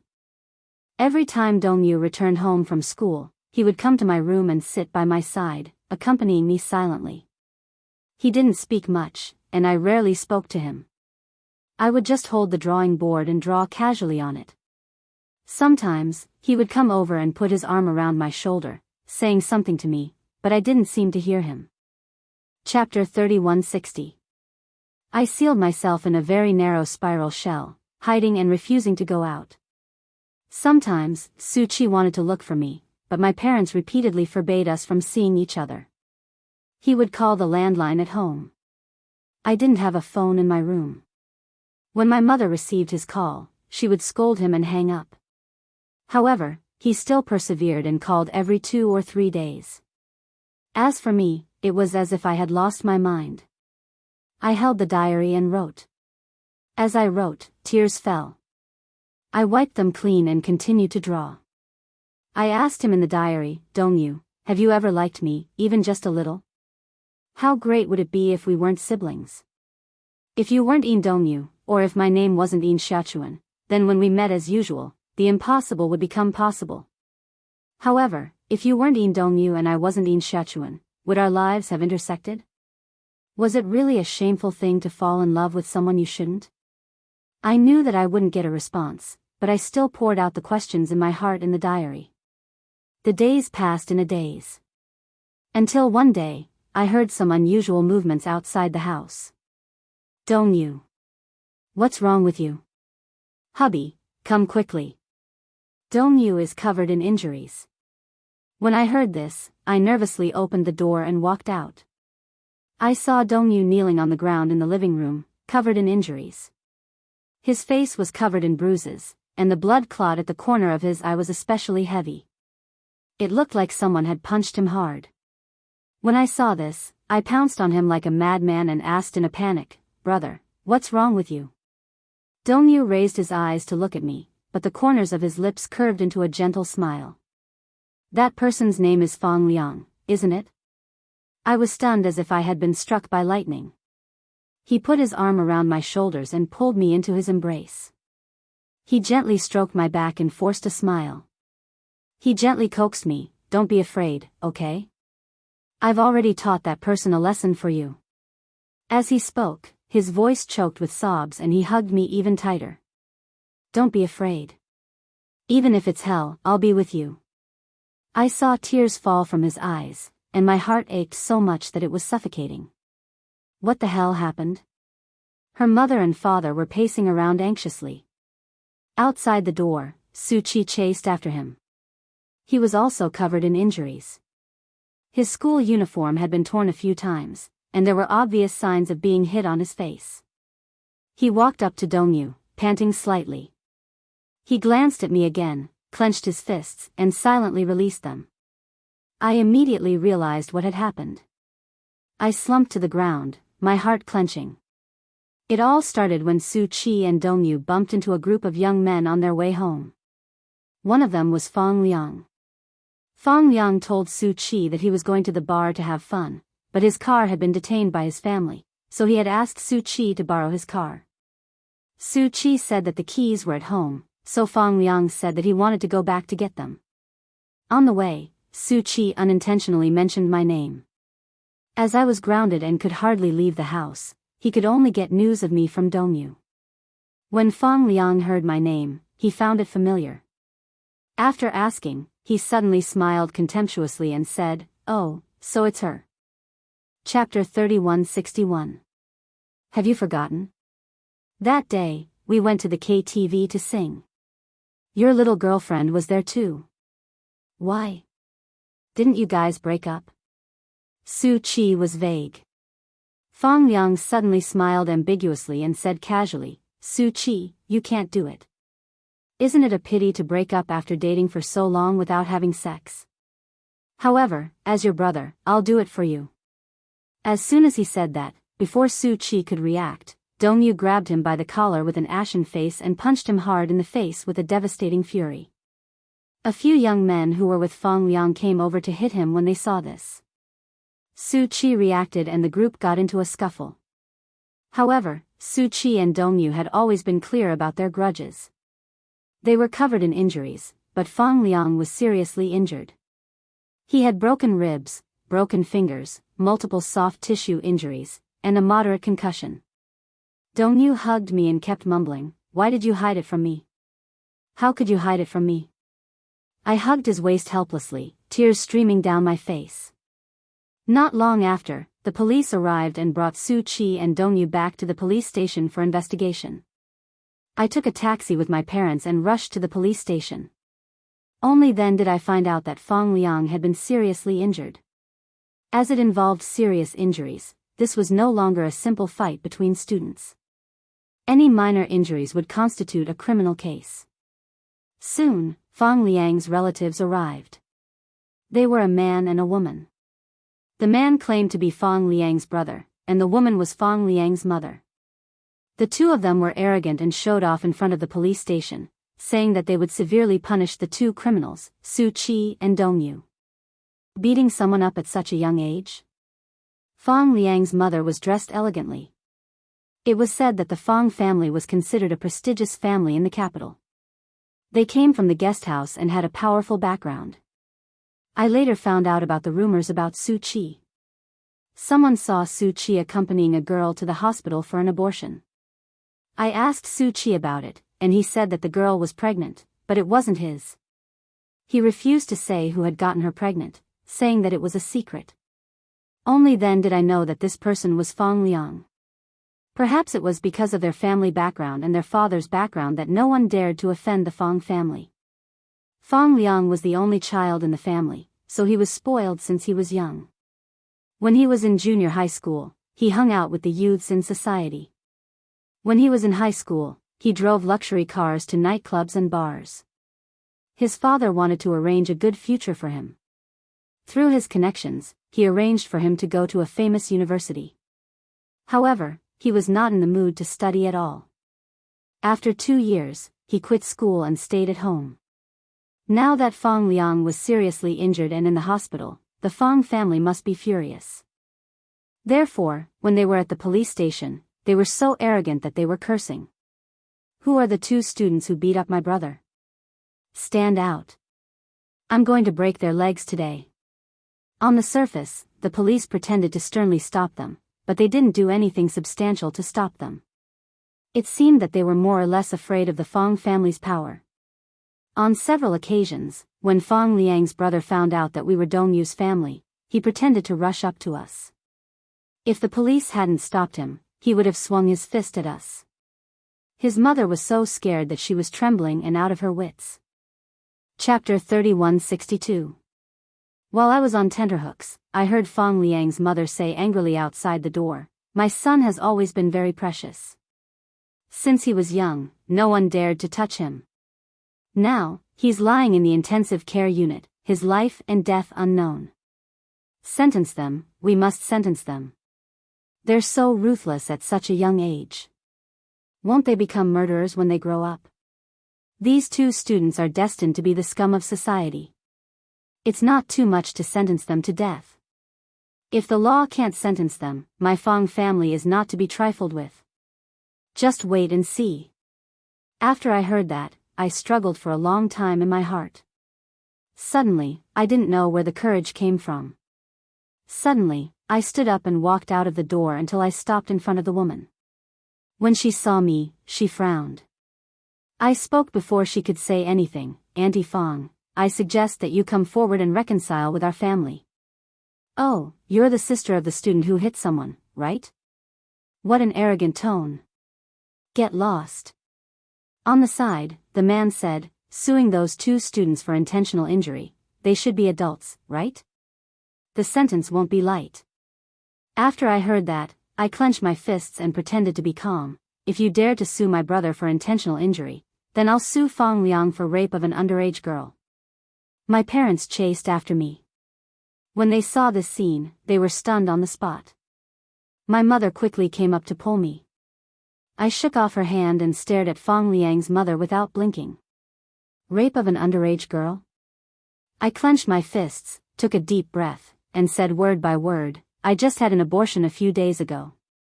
Fang Liang took me to a hotel while I was drunk. "You don't know about this, right? Fang Liang should be 20 years old, right?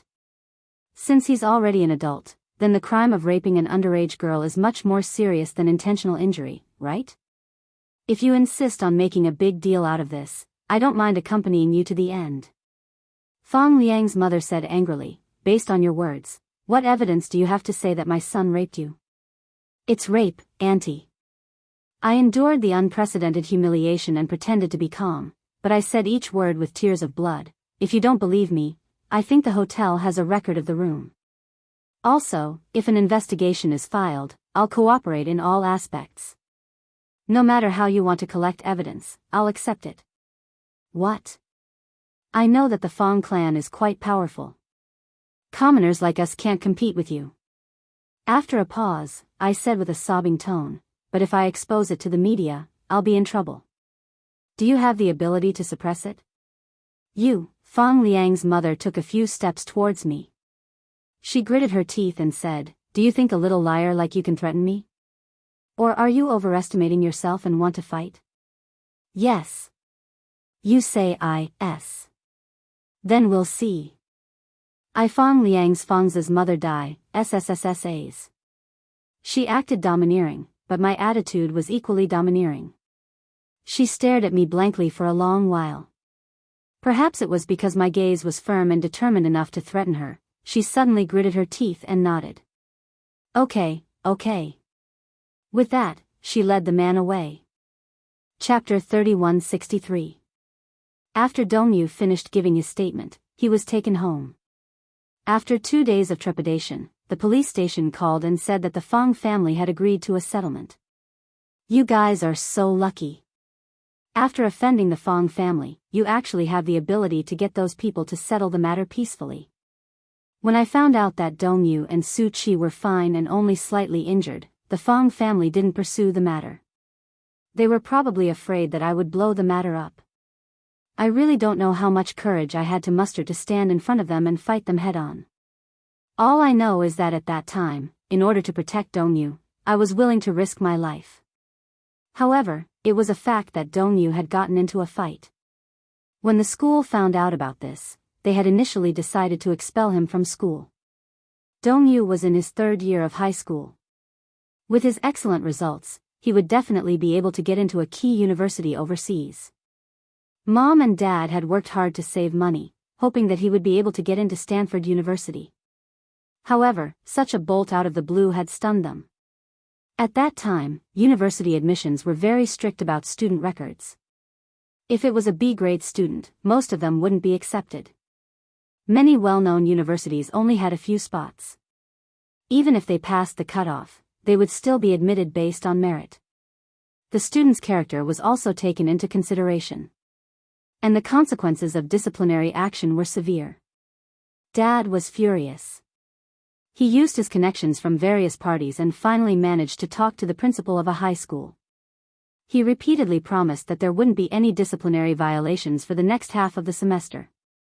Hence, the teacher put him on probation. If Dongyu performed well during the college entrance examination, he would be removed. However, my situation was a little bad. There was news from the school that I should transfer schools. I had fallen behind in my homework. In addition, I had skipped classes and stayed out all night. The school had the intention of dissuading me. Mom had been conflicted about my transfer. Until one day, when I returned to the study after taking a shower, I saw my mother sitting in my study with my diary in her hand. Her eyes were fixed on it, and her entire body was trembling with anger. My heart skipped a beat. I rushed forward and snatched the diary back, hugging it tightly in my arms. Mom, the diary is my asterisk. How could you peek at it? Asterisk. Peek. Mom stood up, her gaze cold. It's all thanks to you that I peeked. Otherwise, I wouldn't have known what dirty thoughts you had about Dongyu. Dirty, this word had completely defeated me. I gripped the edge of the diary tightly as tears burst out of my eyes. In Sichuan, do you still know what shame is? Who is Dongyu to you? He's your brother. How could you have such thoughts about him?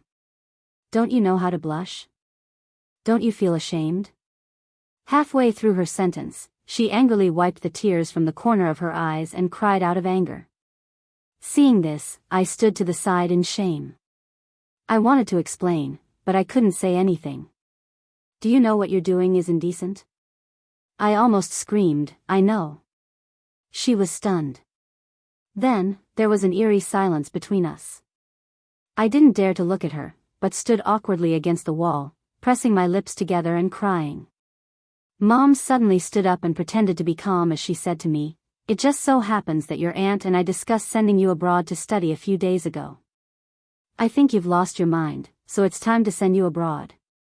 Wake up your head. Chapter 3164. I was stunned when I heard this. She brushed past me and walked out of the door. I hurriedly grabbed her hand, but she shook it off mercilessly. She walked to the sofa and sat down. She picked up the receiver and was about to dial. I threw down the diary and ran over. I knelt in front of her and begged, "Mom, don't send me abroad. I don't want to go abroad. I don't want to go abroad." She looked at me with a struggle in her eyes, but more than that, she was heartbroken. Suddenly, she put down the receiver and questioned me hysterically, "How long are you going to continue harming Dongyu?" I looked at her in shock. I didn't know that to Dongyu, I was actually a scourge. She continued to shout at me, "Because of you, he almost couldn't go to university and was almost sued. Dongyu has been very obedient since he was young. He dotes on you, but there's no reason for his life to be ruined by you." After a pause, she broke down and shouted, "If word gets out that his own sister likes him, what will outsiders think of him? Laugh at him? Do you really want to be a disgrace to him?" "Disgrace? I'm not a disgrace, I'm not a disgrace. I lost my mind and only wanted to stay at home." I begged bitterly, but my mother ignored me and chased me aside. She called my aunt. "Hello, big sister, it's me. About the matter I discussed with you last time, I've thought about it. If we send Xiaochuan to America to study, do we need to go through any procedures?" "Haha. I've already thought about it. I'm not reluctant to send her abroad so that she can see the world." "Alright, tell me, I'll remember." My mother took a pen and paper as she took notes. Passport. What else? When Dongyu and Dad returned home, I was curled up in the living room, hugging my knees and crying. Mom was sitting on the sofa, her face twisted as she wiped her tears with a tissue. Dad was a little surprised. He looked at us and asked, "What's going on?" "I've already discussed it with big sister. When we return to the country, we'll send Xiaochuan over and she'll study in America with her." After a pause, Mom added, "I've already made a decision on this matter." "Are you really going to send her abroad?" His father was a little surprised. He probably had the same idea before, but if he really wanted to send him abroad, he would feel a little reluctant and abrupt. "Why did you suddenly make such a decision?" Dongyu, on the other hand, was stunned.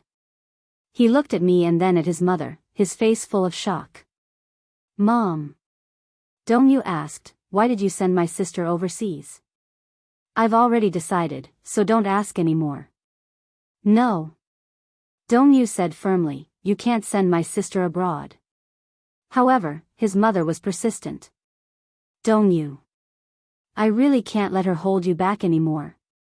You don't know, she pointed at me but didn't say anything."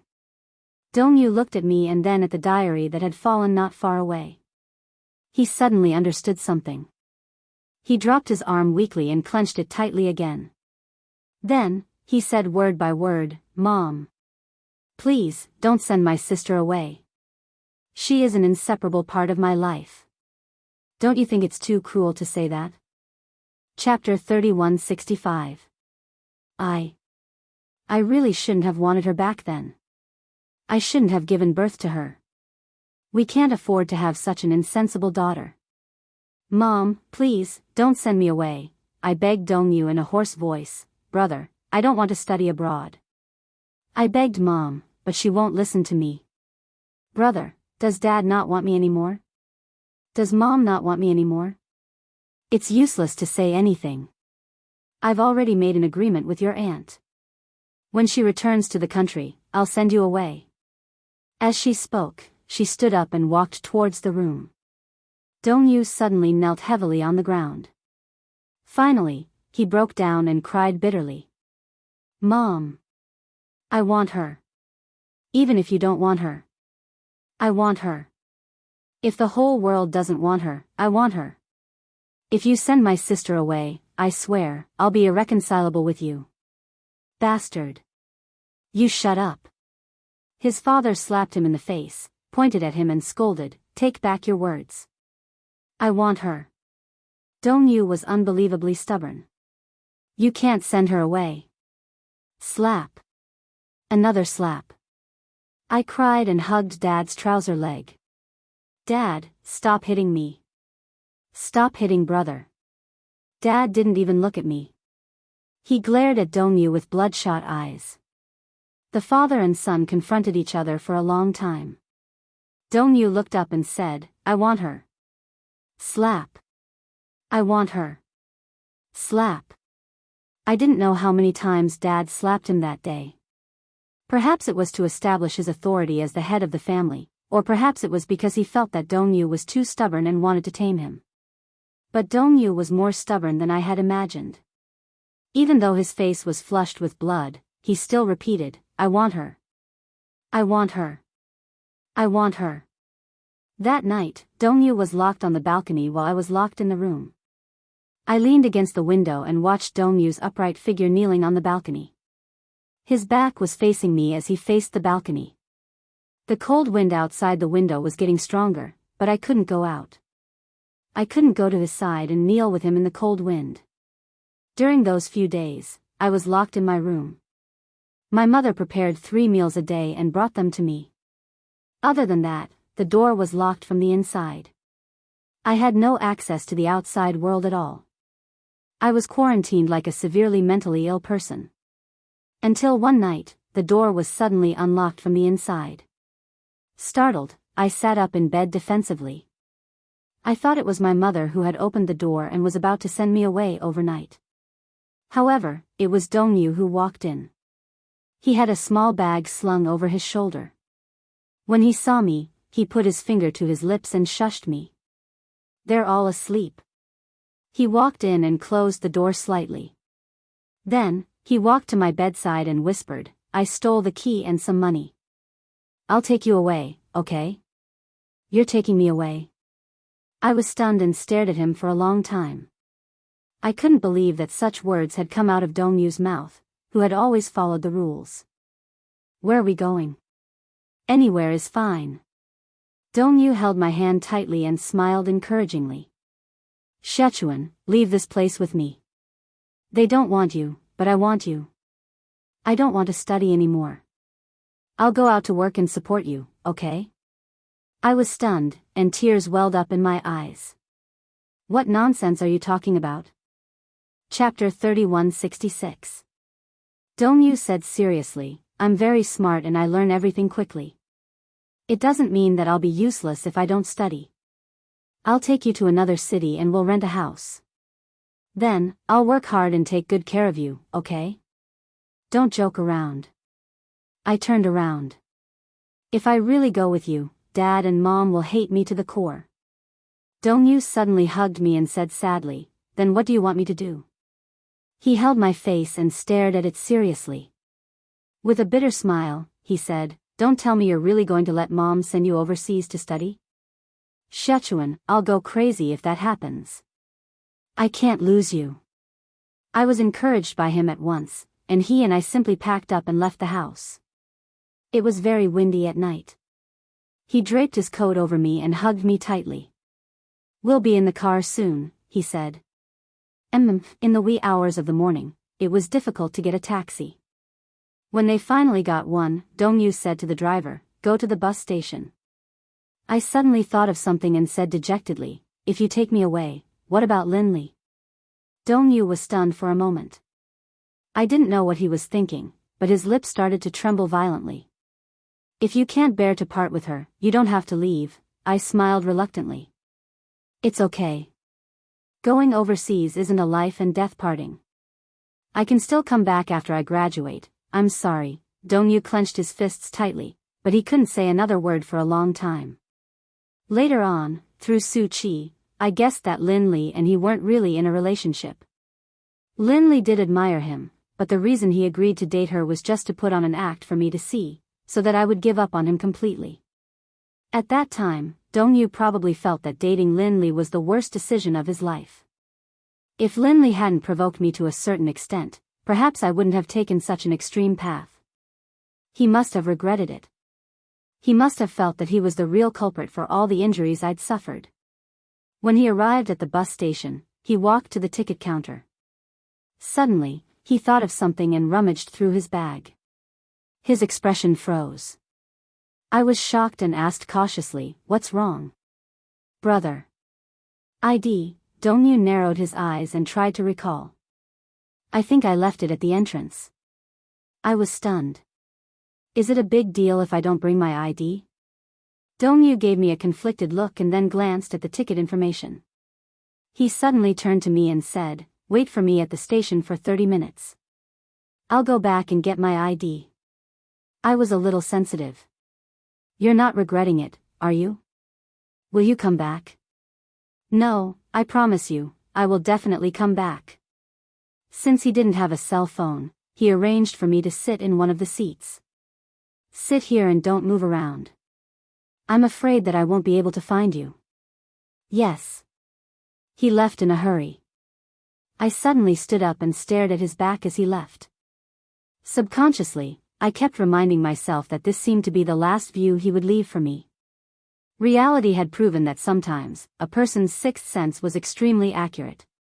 That night, I waited for him for 3 whole hours, but the person who came was someone I never expected. In Sichuan. Chapter 3167. "Just take it that I'm begging you," she said in a sobbing tone. "Dongyu is Dad and Mom's only hope. He can't be destroyed by your whims, do you understand? Just take it that I'm begging you to study abroad obediently, okay?" It was as if my soul had been sucked out. I gave up struggling and nodded. That night, my mother didn't take me home. Instead, she took me on a train to Shanghai. When my aunt arrived in Shanghai the next day, my mother couldn't wait to send me off.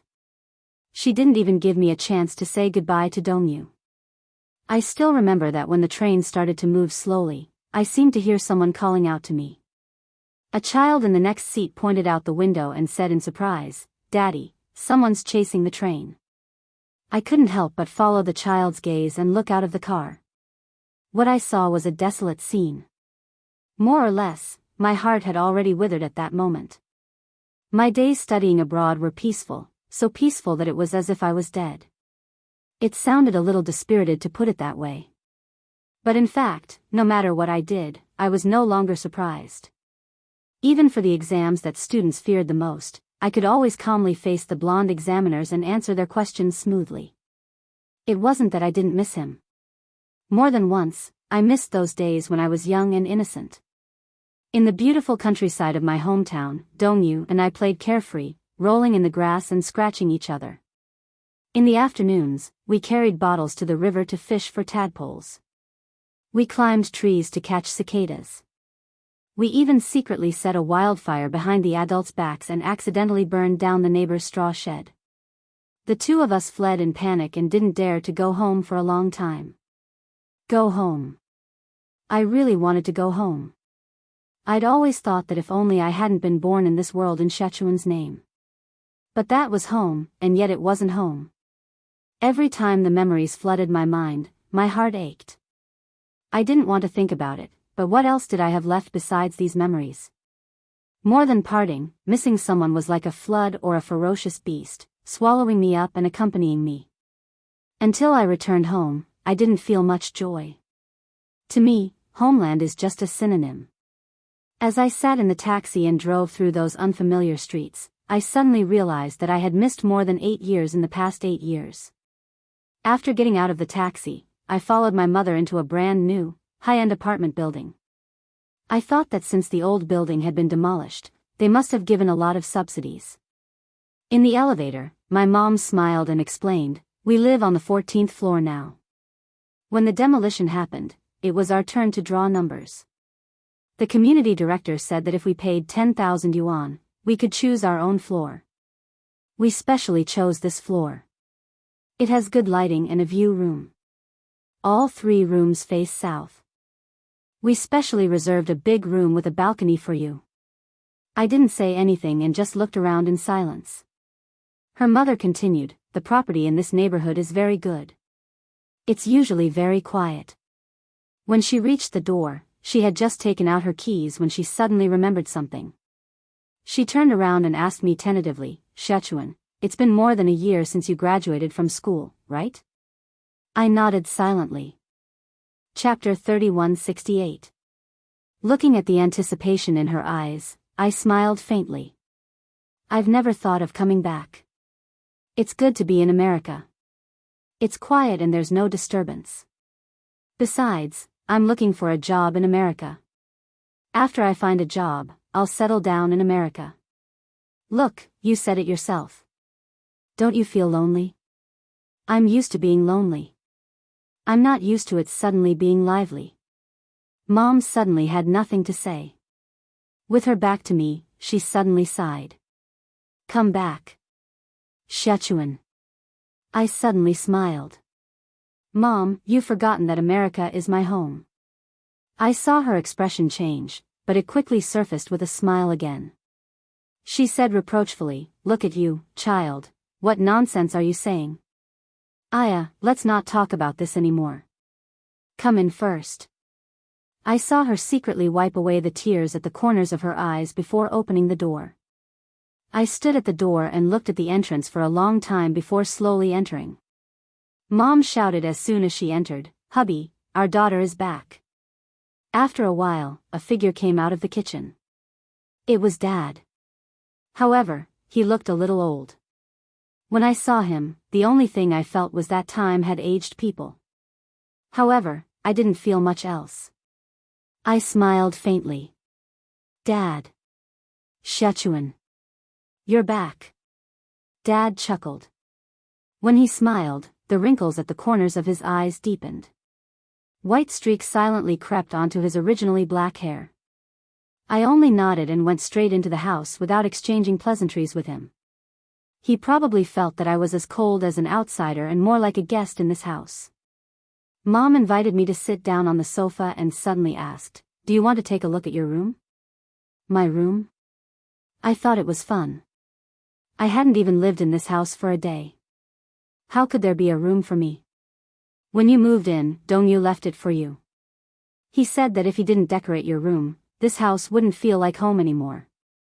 When I heard Dongyu's name, I nodded. She led me into the room. Although I had a lot of imagination about the room, I was still shocked when I saw the setting of the room. It had the same layout as the room I used to live in. There was a desk, a single bed, a bookcase, and a computer desk.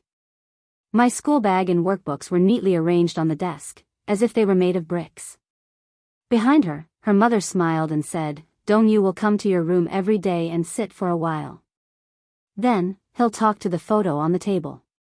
She walked up to me. When I was in university, his room was always a mess. But your room is always clean. There's no dust at all. I sat down on the bed. She looked at me and seemed a little uneasy. Then, she said, "Sit here for a while. Mom will go and help your dad." Oh. My cold response made her even more embarrassed. She turned around and left. In her hurry, she forgot to close the door. After she left, I walked around the room and opened the drawer. The diary was still in the same place. I was a little surprised. I hadn't expected the diary to be safe and sound. I originally thought that my mother would definitely tear it up. I picked it up and flipped through a few pages. Suddenly, I felt that there was something wrong with the diary. Under my original handwriting, there were lines of blue handwriting. Chapter 3169. I took a closer look and was stunned. Year, month, day, year, month, day, sunny. When you truly love someone, you want to have all of them. Let go and wish them happiness. But how can there be such selfless love in this world? Below, Dongyu's handwriting was delicate and strong. I once owed you 10,000 apologies, and even more so, I love you. My heart skipped a beat. I flipped another page. At the end, there was still his handwriting. Xiachuan, are you doing well in America? I tried my best to find your whereabouts and find out how to contact you, but even they don't know the landline of your apartment. Perhaps they're deliberately hiding it from me. I miss you all the time. The deeper the memory, the more pain there is. Pain is like a corner of a sunny day.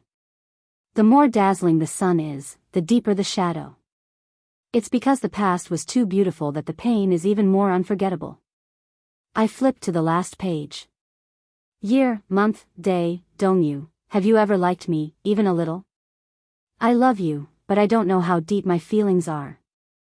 I slammed the diary shut and stood up abruptly. I looked around and vaguely saw his figure in every corner of the room. The figure who tidied my bookcase. The figure who cleaned my room. The figure who sat at the table and seriously wrote in the diary. The figure who filled this room with all his memories. Your favorite is Harry Potter. I bought the complete collection. You said you wanted to watch a Harry Potter movie the most, so when the movie came out, I bought 2 movie tickets and a bucket of popcorn. I imagined watching the movie with you, imagining the little dimples at the corners of your mouth when you smiled happily. I caught 10 dolls today. In the past, when I wasn't skilled enough to catch the dolls you liked, you always laughed at me. When Wanda department store opened, I caught 10 dolls in one go and placed them by your bed. Fanta soda really doesn't taste good, but when I think about it, it's your favorite drink. Every time I see the bottle, I think of you. Little greedy cat, I bought a lot of snacks. When are you coming back to eat? The snacks are about to expire. The snacks expired and were thrown away. However, I bought a lot of potato chips, your favorite Pringles potato chips. Nowadays, there were very few places that sold this brand of potato chips. Was there any in America? I had a glass doll that I had always carefully protected and cared for. But one day, she accidentally fell and broke. I sadly pieced